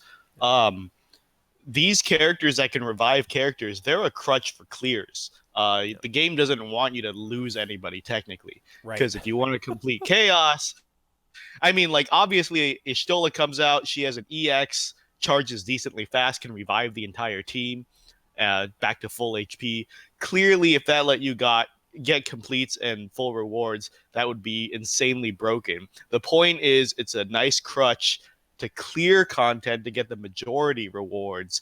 Do not ever count on losing people. So, of course, Y'shtola And with her. Aerith is the same way. Yeah. So you have Y'shtola with the revives. We have Rosa coming with the revives as well. Like, yes, that will guarantee you some chaos clears. And a lot of people have gotten clears they couldn't have gotten with those revives. But don't expect score completes with them if you use them. I have actually had a score complete in a chaos on the Bosch chaos because I lost somebody, but I completed it so fast with my team. I wound up getting the score. No joke. But you have to beat it so fast. It's ridiculous. So definitely don't count on it. All right. Well, let's move from that to the event that just launched as we are streaming 2 weeks in a row. We have events popping up as we stream. So 1 hour and 12 minutes ago, Kimahri's event, Unbreakable Pride, released. And this brought us a new character, Kimahri, and an old character, Yuna, her EX Realization. So it looks like I'm going to start with Yuna's EX Realization. Yuna was already level 70. She already had her AA. She's already had her cursed arts. She's already had her EX, but she did get realized, and I realized her briefly before we started officially. So I'll go over her right now. Yuna is one of our earliest characters who served as a vital support character early in the game, mainly for her ability to cleanse or remove debuffs, party debuffs. Her EX introduced us to Summoner Yuna, and the Summoner part of her kit, introducing Valifor, joining her for magic DPS. So with her EX also came her cursed arts, which allowed her to provide more support via party-wide auras. She's already been awakened to level 70, as I just said, and despite her cool EX animation, Val is pretty cool, continued to struggle due to wasting turns to ramp up to her first EX use. So you had to burn Asuna's and you had to burn Cheers to eventually get up to Summon, and then she was pretty good. Now her EX Realization fixes all of those problems and maybe perhaps creates some additional ones. But her EX Realization at just booking unlocks Sonic Wings Plus. So that is Val's first attack. Remember, Valifor changes Brave and HP to Sonic Wing and Energy Ray. So Valifor just going to call her Val. So Val has those 2 attacks as part of Yuna's kits. So they become Sonic Wing Plus in Realization, enhances the single target attack to a 4-hit Brave plus HP with overflow, increased potency, and also adds a small battery to the party based on damage dealt. Hooray. If you use 1 ingot, it becomes Energy Ray Plus, which enhances Val's AoE attack, doing more damage and more overflow. 2 out of 3 full realization. The EX ability does more damage, more overflow, and batteries the party based on damage dealt, so more battery. And if you fully realize her, it increases the attack and max brave bonus from her framed buff, Valifor's Favor, and adds a party HP regen. It's only 5%, but it's still a free HP regen for the party. A nice aura. And she also begins the quest with Val summoned and Valifor's Favor 6 turns active. So now she no longer has to summon Val. Val is already there. She already has the frame buff. She can just start at it. She also begins with, she also gets a C Sphere when you fully realize her EX weapon. Batteries the party based on their eye brave when the user is healed. So when the person with that sphere is healed, everybody gets a short battery based on their eye brave. Of course, one of the main problems with Yuna is her artifacts. She benefits from perfect artifacts, all buff attack boost, that's the party aura, and charged Asuna boost that gives +1 Asuna use and max brave +40 to her. So perfect arts for her are really good, but she can also benefit from a mix of attack 108 in there with the all buff. She should have all 3 all buffed attack boost, but you can mix and match charged Asuna and attack 108 since she is doing magic DPS. So Yuna, playstyle wise, Yuna is a support character who can do damage, which is always fairly nice. Her support role comes from her auras, needing perfect arts to maximize, her ability to battery, cleanse debuffs, and heal. Her healing is burst, but it's not as good as like Eris or some other characters, Y'shtola, for example, but it is clinch when you need it. Her EX realization allows her to battery on her brave attack and her HP attack, Sonic Wings and her EX ability, Sonic Wing and her EX ability. It also grants her an HP regen aura from her frame buff, thus she can battery and heal while doing damage, and then throw Asuna and Cheer in as needed. Now, Cheer does provide additional buffs to the party, but these are original buffs, so they are very, very low, very non-potent max brave and attack up buffs, so you're probably not going to need it, and probably only using Cheer if you need that little extra heal. With her EX fully realized, she no longer requires that ramp up time, can immediately be used to deal with mobs or get to work on the boss. Sonic Wave is ideal for single target fights. Energy Ray is ideal for multiple foes. Yuna is the best auto farmer. I've just been auto farming while we've been discussing. She can auto farm just by herself. World of Illusion, the token one, very easy, and all of the crystals, because Energy Ray is her default HP attack, and so it's AoE. She's basically just auto battling. It's wonderful, very quick. Interesting note, Yuna does have the last stand ability, so that's kind of an interesting part of her kit. So if she has above 50% HP when she's KO'd, she will survive. So if you're trying to develop an HP or a last stand party, she could fit in there as well. In terms of party composition, Yuna works well paired with another support and a DPS. She has very, very low attack. That's the weakest part of her kit. So anyone with an attack aura or attack frame buff or even a good attack generic buff is really going to help her to be competitive in the Chaos era. I am planning on bringing her, Rosa, and the Emperor into Dimensions and Entropy Tier 6. Again, Rosa is going to help her attack buffs, and Emperor is going to do tons of damage. So, general thoughts, Yuna's by no means meta or even a character I would suggest pulling for, especially on this trash banner. We'll talk about that later. But likely you either have her EX or maybe you are going to want to pick it up for it in the EX shop. It is in the EX shop. Or you are going to pull on it or have pulled on it because you like the character. In that case, or if you're just pulling on Kimahri because you like him and pick it up and you want to use her for support magic DPS, you do really need to fully realize her. It really does fix a lot of the issues with her EX and does make her a lot more usable. So if you do this, you do have that benefit of having really a great auto battling unit. So that's my take on Yuna. I fully realized her. I like her. Again, she's a problematic character. She's one of the first characters, so her kit was terrible, and they gave her an EX to completely change her kit instead of giving her a useful rework. So the EX really is her rework, and so I can understand if a lot of people don't particularly like her. Any thoughts, everybody else? I guess I'll go first again. Sorry, I was waiting for an opening to see if Kreese had something to say. But I don't have that. But I'll wait. Okay, I don't have that much to say. Yuna is a great support unit who got DPS stuff tacked onto her, and the EX Plus only pushes the DPS stuff more. I think she's great. You can't undervalue healers. I feel like you really do almost need a healer for every single tier of Entropy. So you can never have too many healers. So just the fact that she heals is good enough. And,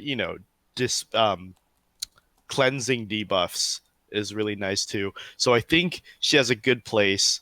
I'd say she's a decent character. The only problem she sees moving forward is, first of all, I know a lot of people said in chat that they 3-3'd her just to have the best auto farmer in the game.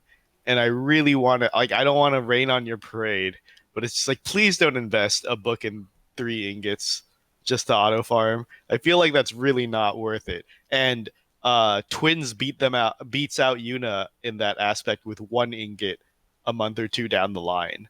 So, I mean, please.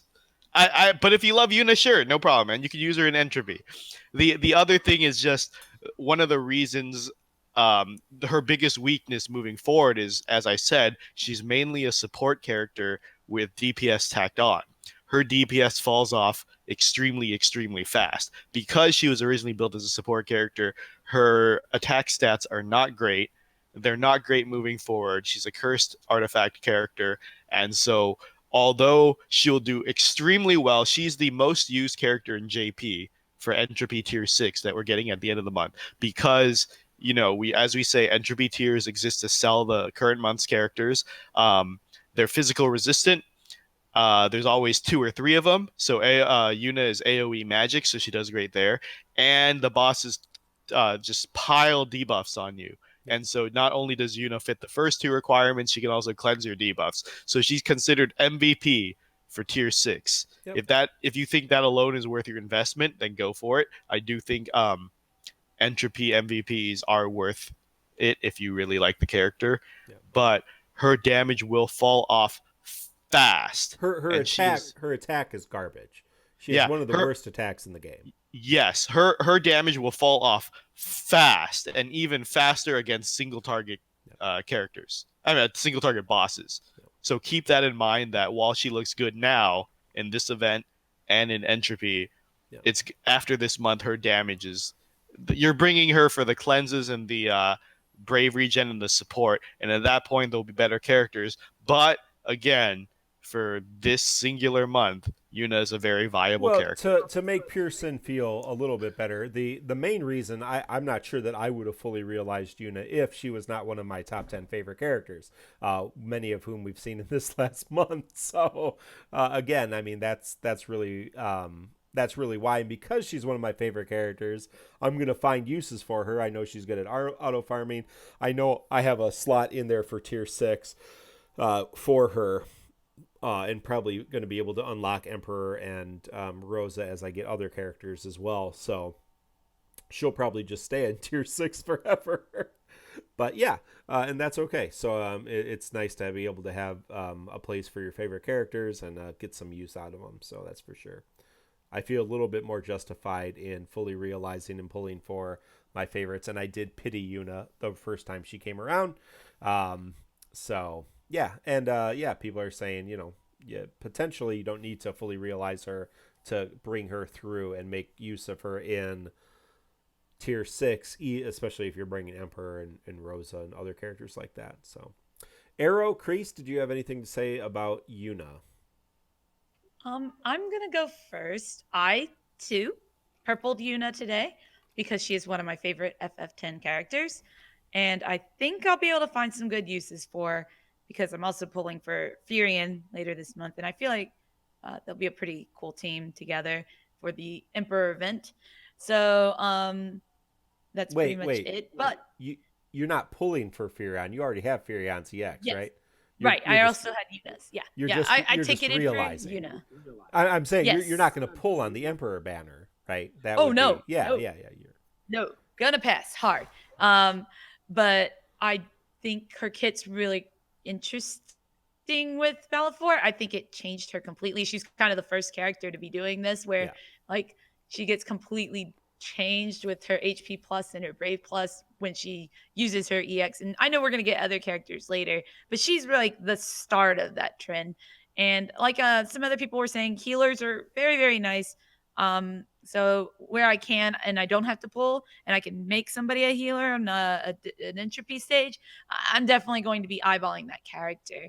So yeah, I also have very good arts for her. I happen to be farming over the holidays, and I did get the triple 108 debuff attack all boost, I think is what it is. I don't remember the attack, but what is it? Boost attack, all boost? I don't know how you say it. Yeah, hold on.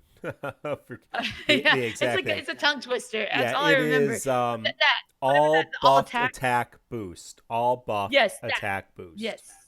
Yes, that's a handful. I really wish they could have found a better name for that. But I do have that at 3. That's what I happen to get. So I'm going to work with that too. Yeah, one thing I will say, it is interesting to see Yuna's evolution through this game. She was one of the first characters in the game. She was very useful with just her 15 CP against especially the Marlboros. Just, the bad breath attack and the debuffs were so devastating early in the game that Asuna just was able to wipe them. So Yuna with her 15 CP, really useful. Besides that, not useful at all. Then, the idea was introduce these special artifacts as reworks to the characters. And of course that did not, there's only 6 characters that got those before they just decided to rework the passives and rework some of the abilities. And so she didn't really get that. And then they decide, let's try reworking the EX and making the EX rework the kit. So Yuna's kind of seen all the kind of development team tries to rework characters, and it's good. I'm glad they've tried different things to rework characters, but yeah, Yuna's definitely seen some variations as opposed to just fixing her kit. They've tried to do things to enhance her kit, and ultimately her EX changes her kit completely and changes her playstyle completely. Before I guess I pass it on to Kreese, I do want to note that I would only purple her honestly if she's probably like a fave, or you want to use her for Dimensions and 6 that's coming up on Entropy. I would debate otherwise if I can find a good place for her personally, but I'm not saying it's it's the worst kit in the world, but it's definitely not going to be meta changing the way like Ishtola or Rim have been. I always before, sorry, Kreese, we're delaying your turn, but I say I had a different take on it than Mark because I feel like Yuna came out, one of the first characters in this game. This game came out a while before Yuna entered NT. I think over a year before Yuna came into NT. As soon as Yuna came into NT, they changed her kit with the EX to completely change her to a DPS because once she arrived in NT, all she did was summon Bellafor for attacks. And then, of course, this game is NT's little brother. So anything NT does, they have to follow suit. So Yuna has the unfortunate I'm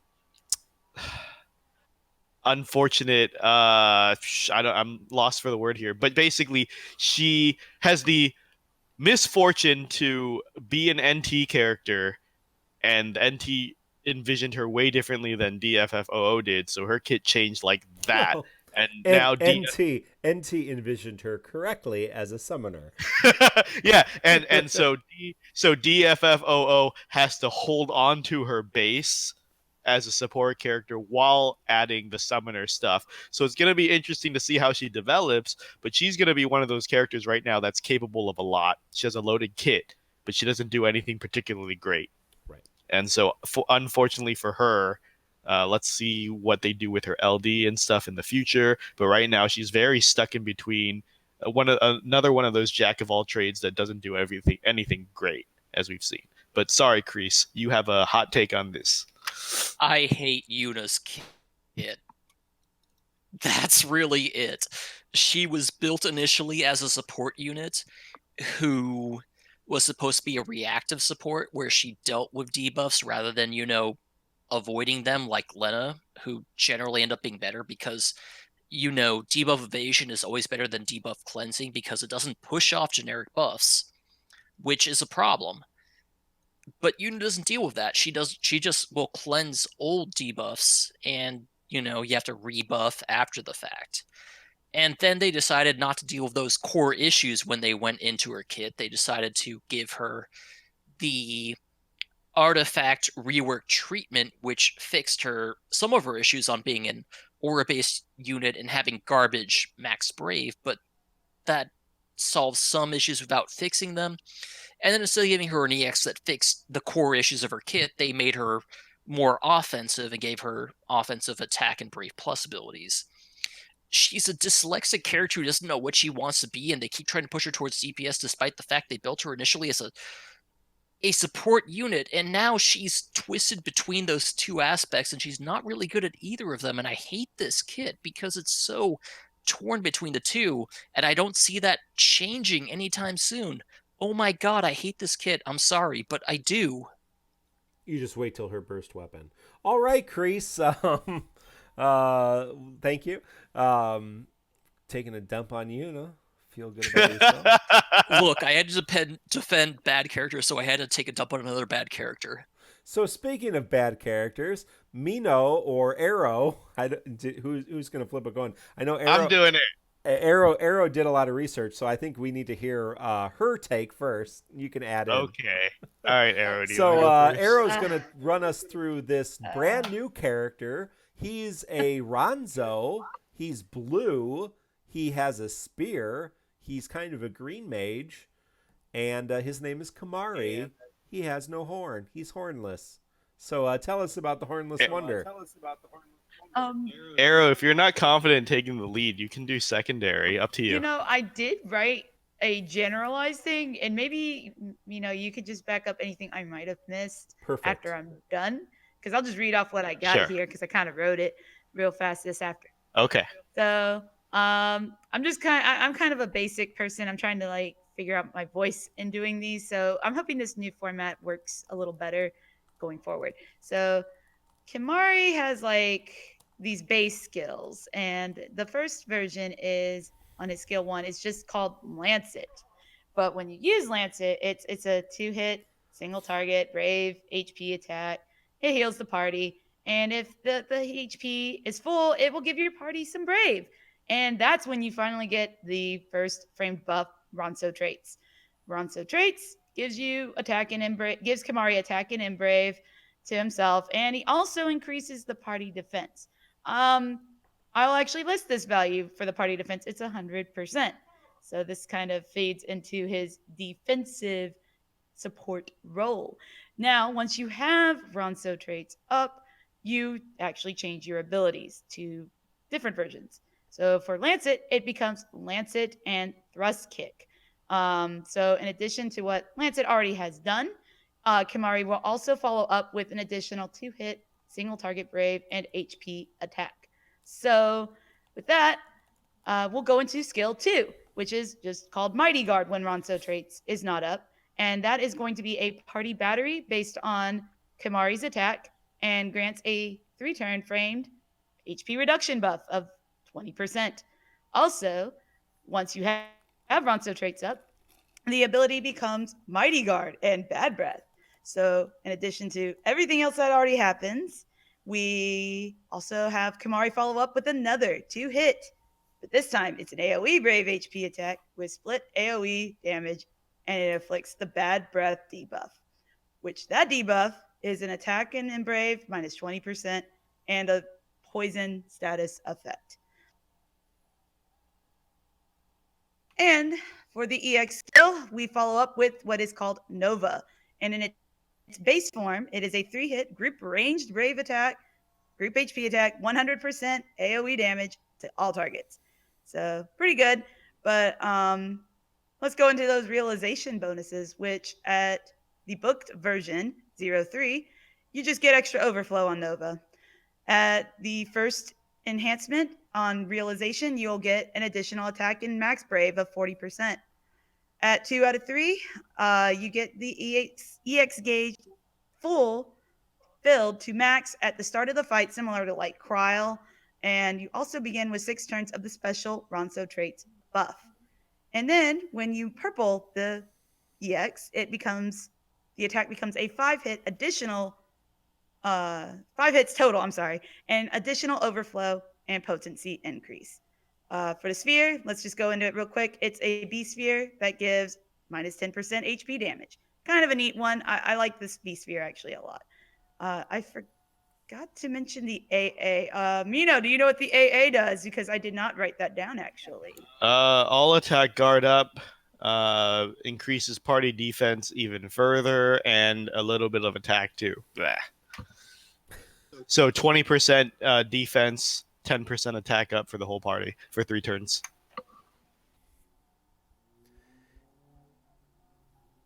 Yeah. So yeah, the takeaway on Kimahri.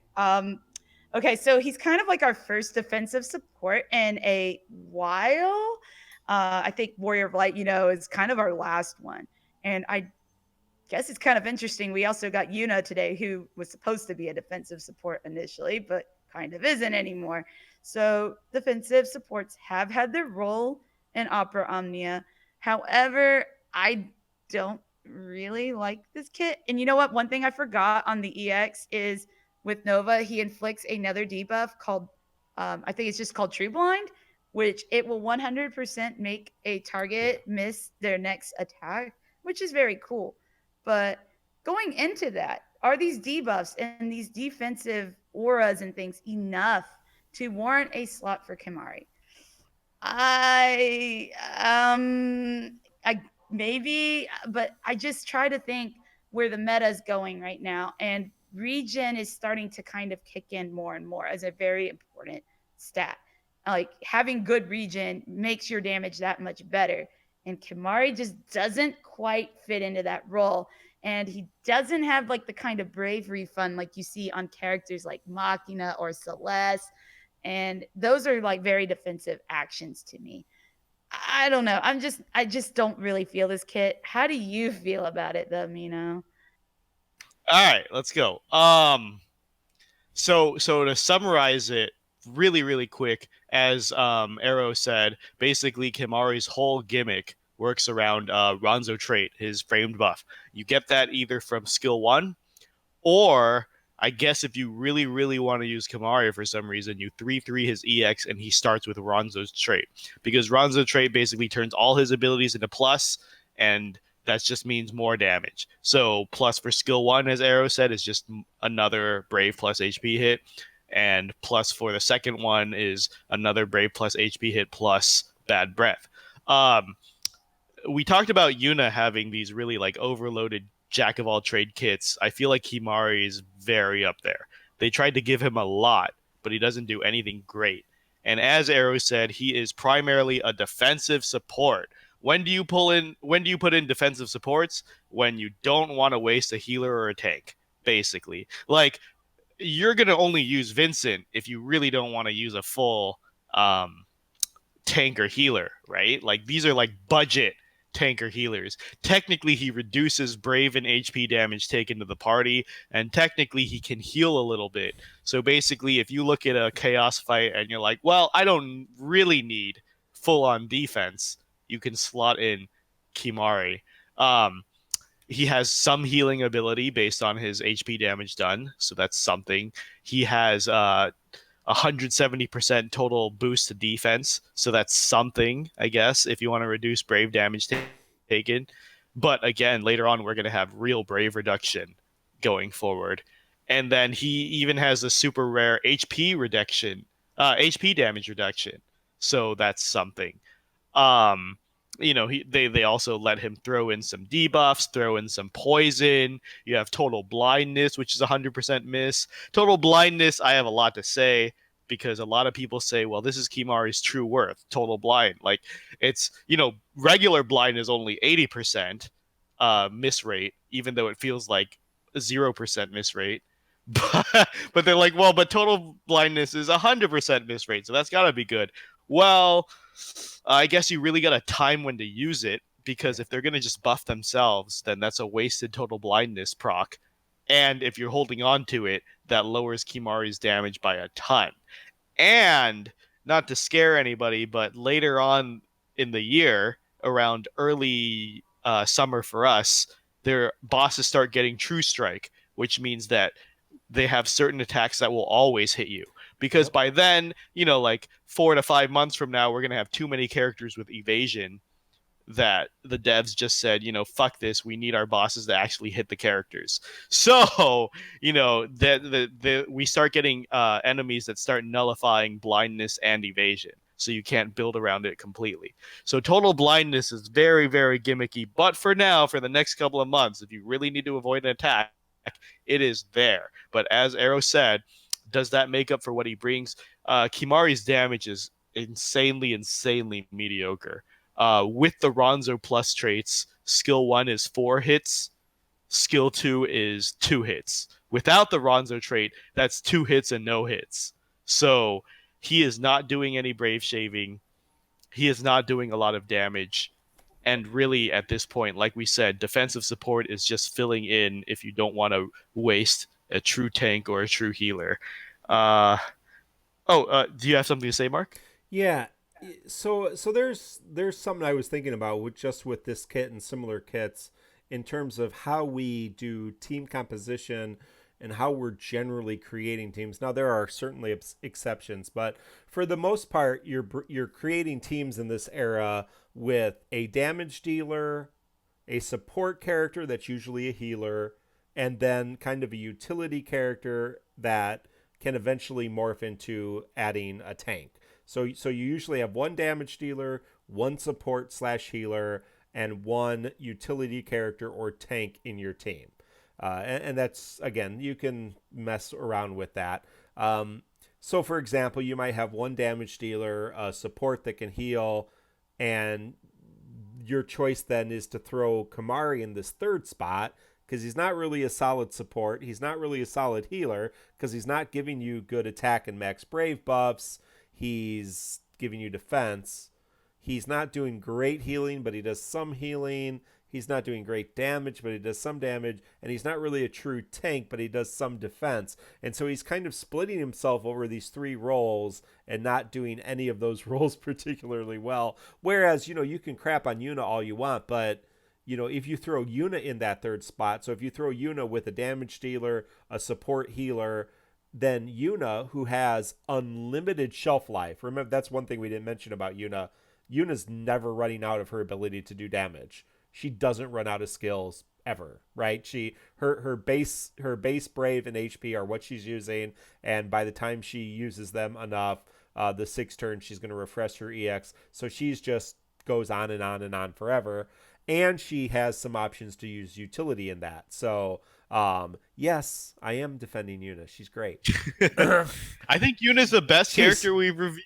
Much better than Kimahri. No, Tifa's arguably. Tifa's the best, but Tifa's I'm saying I really don't think Yuna is a bad character. Like we're talking about ratings. I have 3 ratings. The worst is only use if you have no better option, which I assign to Barret and Kimahri and Kate.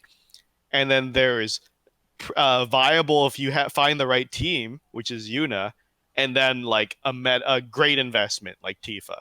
So I'm saying Yuna, I think, is still viable if you find the right team. Like I think she's still. Can you look at Pretz's question? I don't have an answer to that, so maybe Kreese or Mino or Arrow have an answer to Pretz's question on Twitch chat. Correct answer is they will not count towards Lisa's Brotherhood buff because they are not actual ability consumption. Not abilities, yes, correct. So Oh, They is that will how not it works? generate charges for her Brotherhood buff. Okay, good. That is good to note, because I know sometimes Yeah, Energy Ray uh and Sonic Wing are Brave and HP attacks. They are yeah, not skills, correct? uh-huh, So they do not right. add to Lisa's Okay. Brotherhood, But those listening at home. But yeah, so Kimahri yeah, but he just doesn't. He just does. If he was a better tank, and I said green mage before, I meant blue mage. He's not a green mage, although he does have blind, and apparently there are green mages with blind in Final Fantasy. So maybe he's a green mage, but a blue mage in Final Fantasy X. But yeah, he just really doesn't just fit to in there anywhere. yeah, just to round off what I was gonna say is basically he does a lot, not good enough, because you don't like defense, boosting defense. Nobody really wants to do that. There's people out there who just reduce damage taken. Like if you want to reduce brave damage taken, you can just have wall for shields or have a real tank in there. You know, Zack and Snow reduce brave taken from the party. Just him sitting there boosting defense isn't great. The HP reduction is notable because as of right now, I think we only have Porum and Bosch who do the same thing. So that is something. But the fact is, his offense is just really, really bad. In Chaos Era, it's unacceptable to have two-hit ability attacks at this point, I feel like. At least without anything else buffering it. And the debuffs are just... I don't know. It's just he does a little bit of everything, not enough of one thing. Okay, he's one of those jacks, and I try to look at it and compare to other jacks this month, and we have a couple coming. We have Yuffie, Bart, and Furion, and I'd rather take any of those three over Kimahri because what they offer to the party is a little more broad ranged. Like Furion's gonna be good for like iBrave regen teams, and he has a really good AOE attack himself. He has a lot of self sustain. Yuffie has all those debuffs, and she just has a lot of little gimmicks that are very useful. Gravity shave, similar with Bart's gravity shave and auras. But Kimahri's not good at anything, it feels like, other than like the True Blind. And you can't even use that all that often because the EX is not that fast and his damage is just so low. Those other three options actually have pretty okay damage at the very least. I can't really support this kit. And I think there are just better choices to choose for a Jack and use your ingots on them this month. So, Kreese, are you going to defend poor Kimahri? Say something good about him? Absolutely not. I think Kimahri is a terrible kid because he came out the wrong time. No. And I will try to explain that in as simple values as possible. If you would ask me about a half a year ago to a year ago, what I think of defense stats, I would have said they're very important. For example, I genuinely believe one of the hugest factors for Beatrix being so impactful was her massive defense bonus. It was generic, but it was huge, and it really reduced brave damage taken. The problem is that enemy stats have scaled so hard that, and the way defense is calculated, it is a garbage stat nowadays for our own characters. So Kimahri having a 100% party defense bonus is garbage nowadays. He came out at the wrong time to be beneficial. He feels more like a selfie era character than he does a current Chaos 2.5 months into Chaos character. It hurts him. I don't really know what is good and how to fix him. I know they do things to fix him in Japan by giving him an LD that's actually amazing, but his kit right now is not great. It is built in a defensive environment where defense is not a good target for what you want to do to get through chaos events.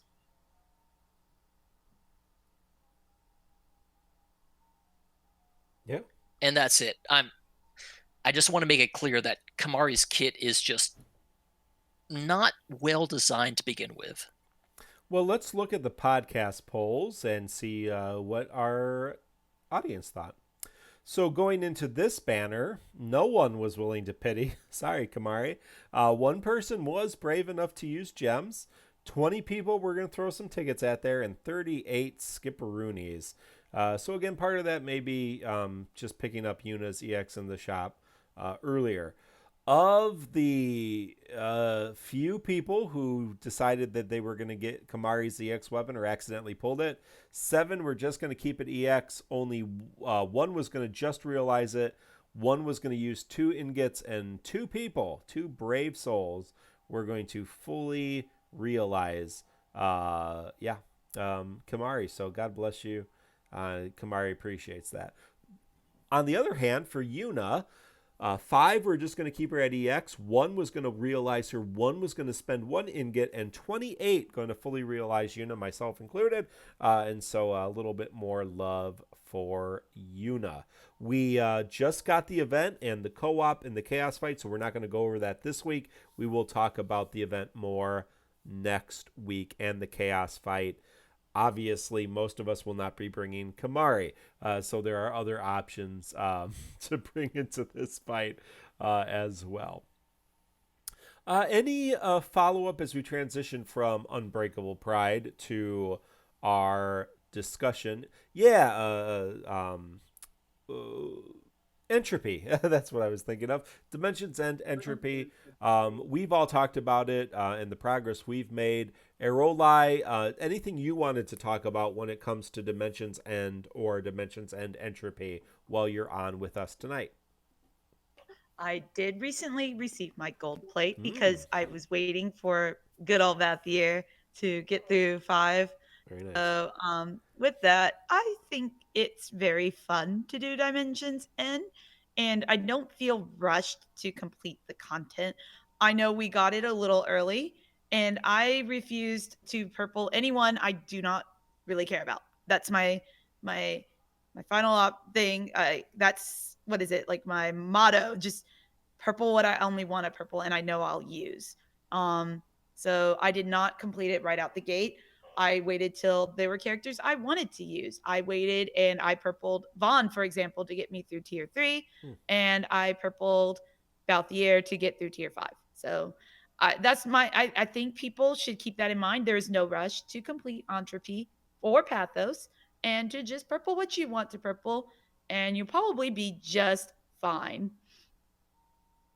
Well, thank you. And you can check out Arrow on the YouTube at Leilee, Leilee. And she does post some stuff there from time to time, and Call to Arms as well. You can generally see her under Leilee. That is her runs. So, going to some host discussion from our TCC podcast questions. We do have a section under our podcast channel on our Discord for questions, if you have questions for us. So I wanted to just talk about a couple of these briefly from our community. Ito asks, what are the best practices for farming boards, summoning boards? How are you using wild points? How have you been using your second run of the special boosted characters? The only thing I want to say is in terms of getting the special boosted back for these 2 weeks, I have really not taken advantage of it at all.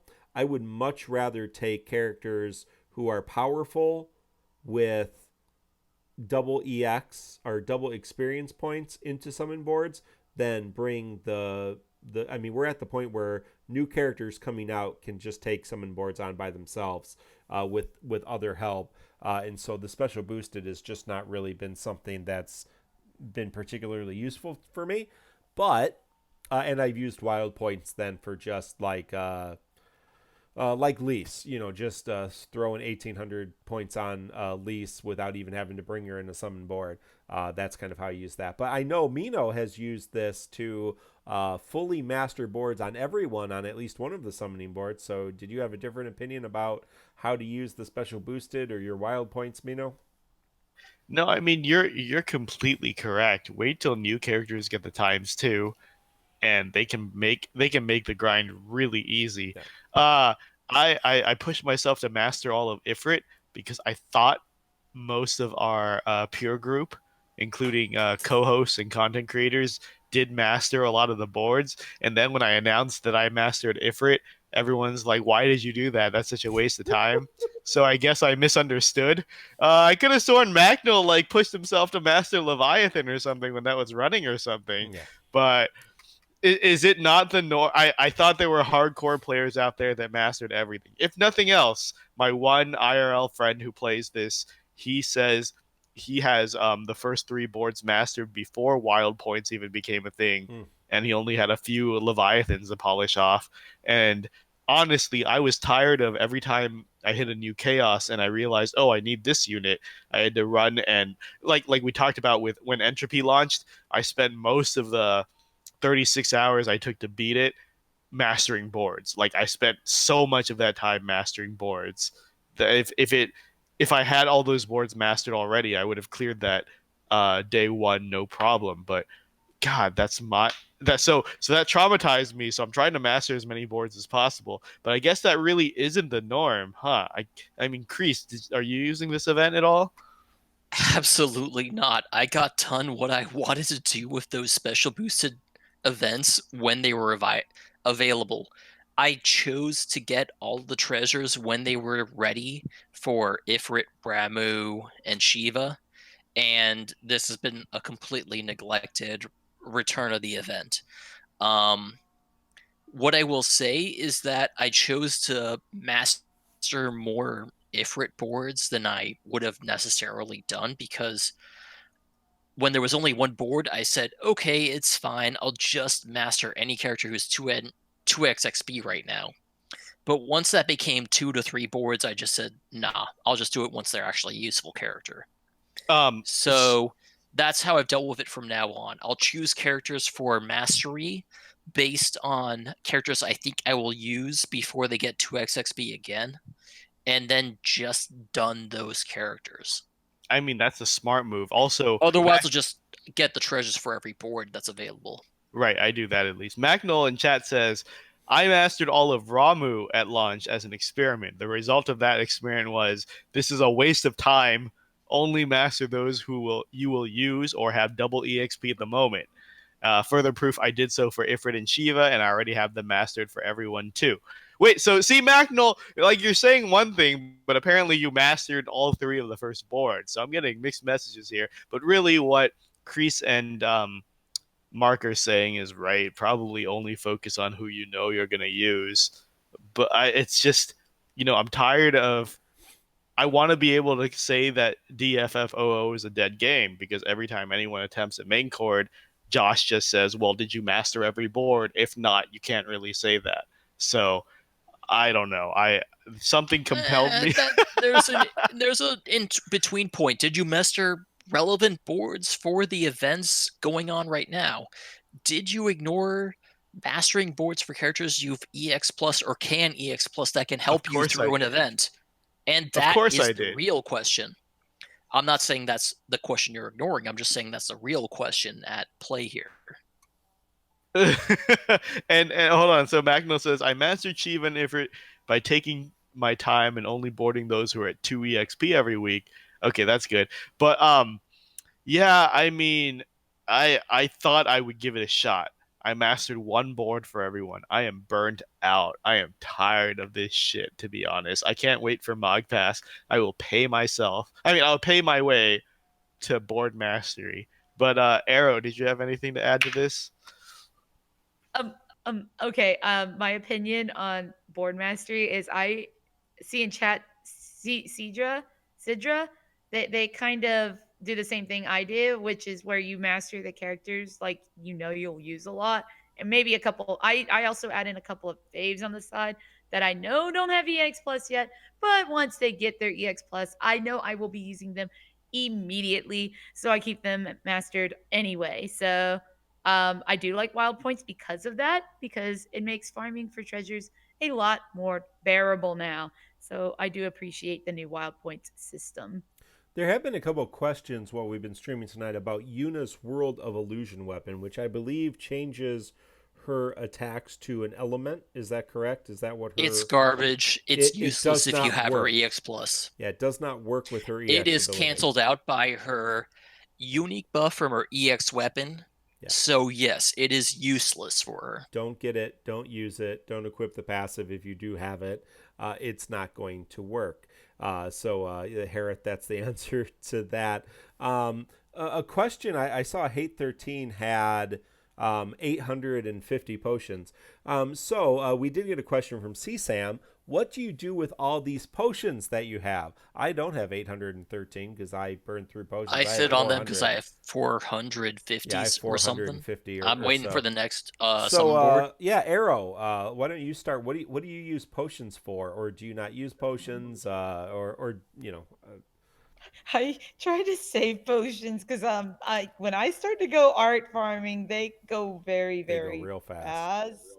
And I'm around 200-ish right now, only because we got the extra 100 recently. I feel good. So I've been trying to not use potions till we get the potion quality of life update, because oh man, I know already. I will just run right through some potions. I really do like to art farm when I have nothing better to do in the city of Operania, but I'm trying to cool back on that and just go with good enough artifacts, like get 108 attack if it's an attacking character, or just get the CS 50 skill, or that kind of thing. I try not to go too hardcore about it anymore, and because it only ends in disappointment most of the time otherwise. That is how my artifact farming generally works. I have terrible luck. I only have 2 characters. We were talking about this on Discord. I have 2 characters with near perfect arts. One is Cloud, who has attack 108 330, attack 108 330, attack 108 200, and one is Squall, attack 108 330, attack 108 330, attack 108 max brave 110. Those are the best arts I have of all characters. I will point out that I think the important factor is how devoted you are on spending those. I have been less invested in heavily devoting myself to every summon board that has happened, but I'm also willing to spend the 3x experience, get everyone done with treasures. Me too. So if you are willing to spend the money or the gems to get the 3x treasure books to get everyone through it, you probably will spend less stamina potions, spend less time. Just FYI. I just spent 6,000 gems on 3 times tomes because I do not do anything without using 3 times tomes. So I think those are very, very worth the gem investment. I always stock up, and we do have a sale ongoing. So I think the sale is for another day or 2.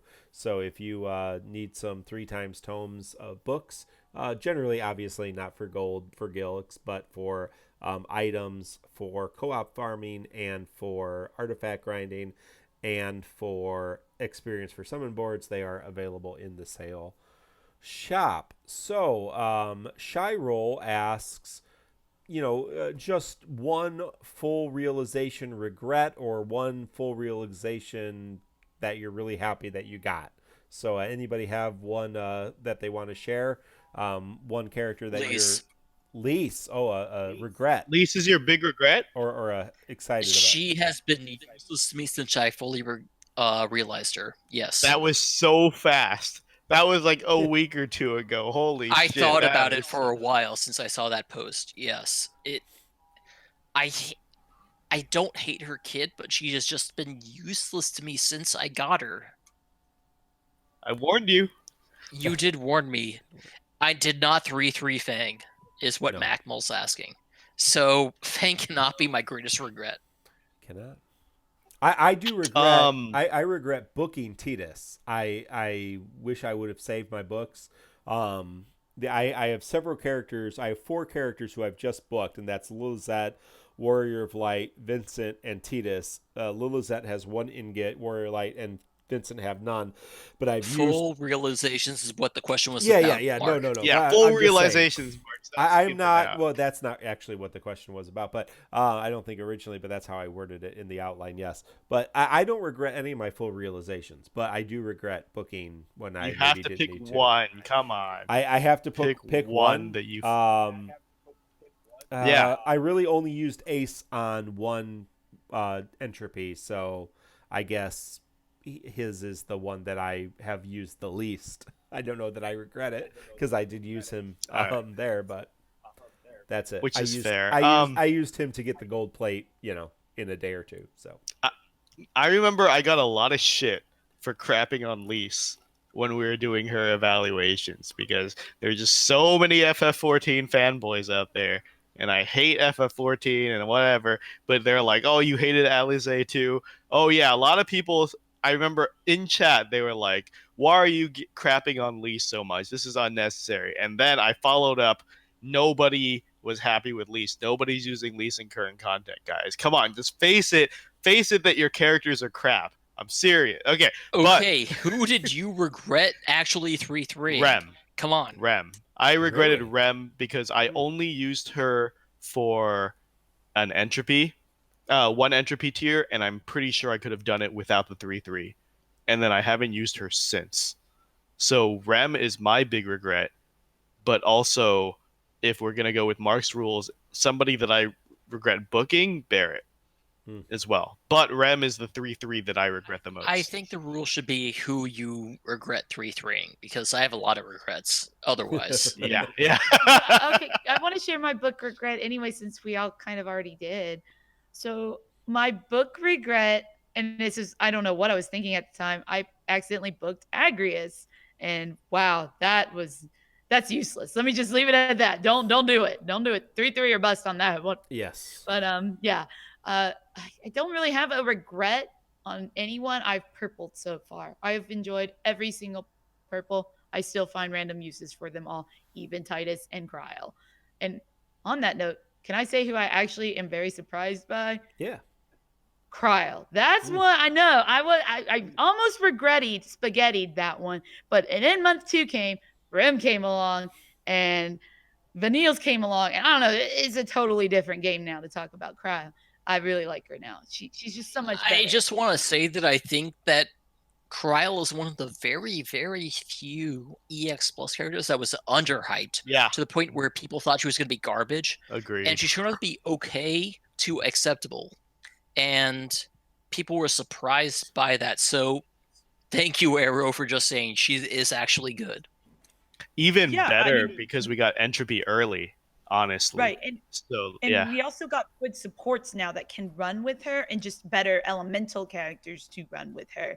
And so she just winds up being the gift that keeps on giving at this point. All right. Well, a couple other questions for tonight. And Red Cane asked, how do you, and we already kind of hit on this, how do you prioritize artifact passives? Do you grind for perfect arts? Is just one good art with other things good enough? And if you're only going for like one, like attack 108, how do you prioritize your seconds? What are you looking for with that? I already mentioned, with Cloud and Squall, I was looking for attack 108, and then if I got Max Brave 100, great. If I got Max Brave 200, great. I'll prioritize Max Brave 200 over Renzo Kuken 2-star. So any other thoughts about artifact farming, which I consistently trash on since the beginning of the show because I hate it. But anybody else want to chime in on artifact farming? I just do one perfect and take whatever the hell it comes with. There you go. Crease Arrow? The argument that has been posited this whole podcast for almost a year now is that you do not need perfect artifacts. Right. And I have taken that to heart. So if you guys want to let me know that I am wrong, that perfect artifacts ruin a character, let me know. I try to aim for semi-perfect artifacts. So, for example, for Barret, I aim for the aura aspect artifacts. For the Tifa artifacts, I go for the attack 108. Yeah, I just farm for the right stats. If it's the aura, I farm the aura. Anything else after that is a bonus. If it's attack, I farm the attack. If it's max brave, I just farm for the max. 3 of that type. And if the other bonuses are good, cool. Sometimes if it's a favorite, I might go a little harder. But I started getting very upset with artifact farm, and I just can't do it anymore like how I used to with this game. And now that I play other game, I want to play other games too. Yeah, I just don't put in the time into it like I used to. And that's been good for me. And I still beat all the events anyway over time. So it hasn't really affected anything. All right. Now, a couple of quick questions. Faye Novus from the Tomberry Troop asks, is Mino going to make an evaluation for Sabin? Like a Yes. written one? Yeah, Probably to not, Reddit. because that's too much effort for I think he deserves it. not much payoff. I think he deserves But it. I will be talking him. I will only be saying good things about him. Pretty sure it's a given that I'll be taking the lead on covering him next week, I believe. I will only say good things and maybe some made up stuff as well.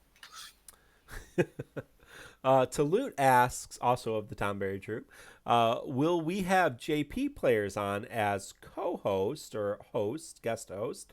Did we have a JP player on before Chaos hit, or that never happened? No, I don't think we never did that. No, I mean, screw We it. have explicitly avoided having JP hosts on because we tried to keep the GL and JP games separate, and JP has always been in a weird seat compared to us because they do not have that same foresight we do. Right. So I thought we were more of a GL podcast. That's why I always refrained from kind of inviting JP. we are a GL podcast. Yeah, and I'm like exclusively. we do, unless it's like pre-show, post-show. Yeah. We don't talk about JP stuff at all on air. I mean, we made an accidental mention of like LDs today on show, but we're not going to talk about what the LD is, or what it does or anything. So like I'd like to focus on the here and now. We are aware of what's happening in the Japanese version of the game. I actually have it and play it from time to time. So I mean, and we are connected with people, and as is the Tom Berry Troop, people who played the Japanese version, who have played it as resource for what we do and what they do. But yeah, in terms of having guests on for specifically Japanese people who play the Japanese version of the game, and that's their focus, I guess we'd really need a good reason for that. So yeah. So thank you all for joining us. That's our questions. You can submit your questions at our Discord. You can find our Discord at tccpodcast.com. Join our Discord. Go to podcast questions, submit your questions. Thank you to all. We had a couple people follow us tonight. Thank you for the follows. Thank you for all of our subscribers. You can subscribe to our Twitch. That does help offset the cost of the podcast. And if we ever generate enough money, we might do things, giveaways and everything else. We do have merchandise that is not for profit. That is just for something for fun right now, just in the US, unless you want to try to work something out. If you really want a shirt or a hoodie or something, we might be able to figure out a way to ship it over to you internationally, but for now we also might figure out other things. So so thank you all. Again, tccpodcast.com. You can get all of our social media links, Twitter, Facebook, YouTube, Twitch. You already know, obviously, if you're live with us. But if not, you can catch us, find our link to our Twitch, and join us every Thursday night at 8 p.m. Central Standard Time. You can also listen to the full show if you missed it, if you're listening right now, on video on demand on YouTube tomorrow morning, or on any of your favorite podcast apps, or listen to and download on our website, tccpodcast.com. So that is that. Thank you, Arrow, for joining us tonight. We've mentioned it before, but how can we get in contact with you? You can find me on YouTube at Lily, so that's Leilee. And of course, I am one of the moderators as well in your Discord channel. And if you need me, you ping me. Yeah, there you go. That's the best ways to get to me. Well, thank you, Arolai, for being with us tonight and adding your crap fest onto these characters that we were already. It's funny because crap I on. normally can say good things about these Usually. characters, but I don't know, man. I can't. Arrow is the today. hero of this podcast. You're becoming a meta slave, Arrow. You're going from hipster to meta slave. It's a natural evolution.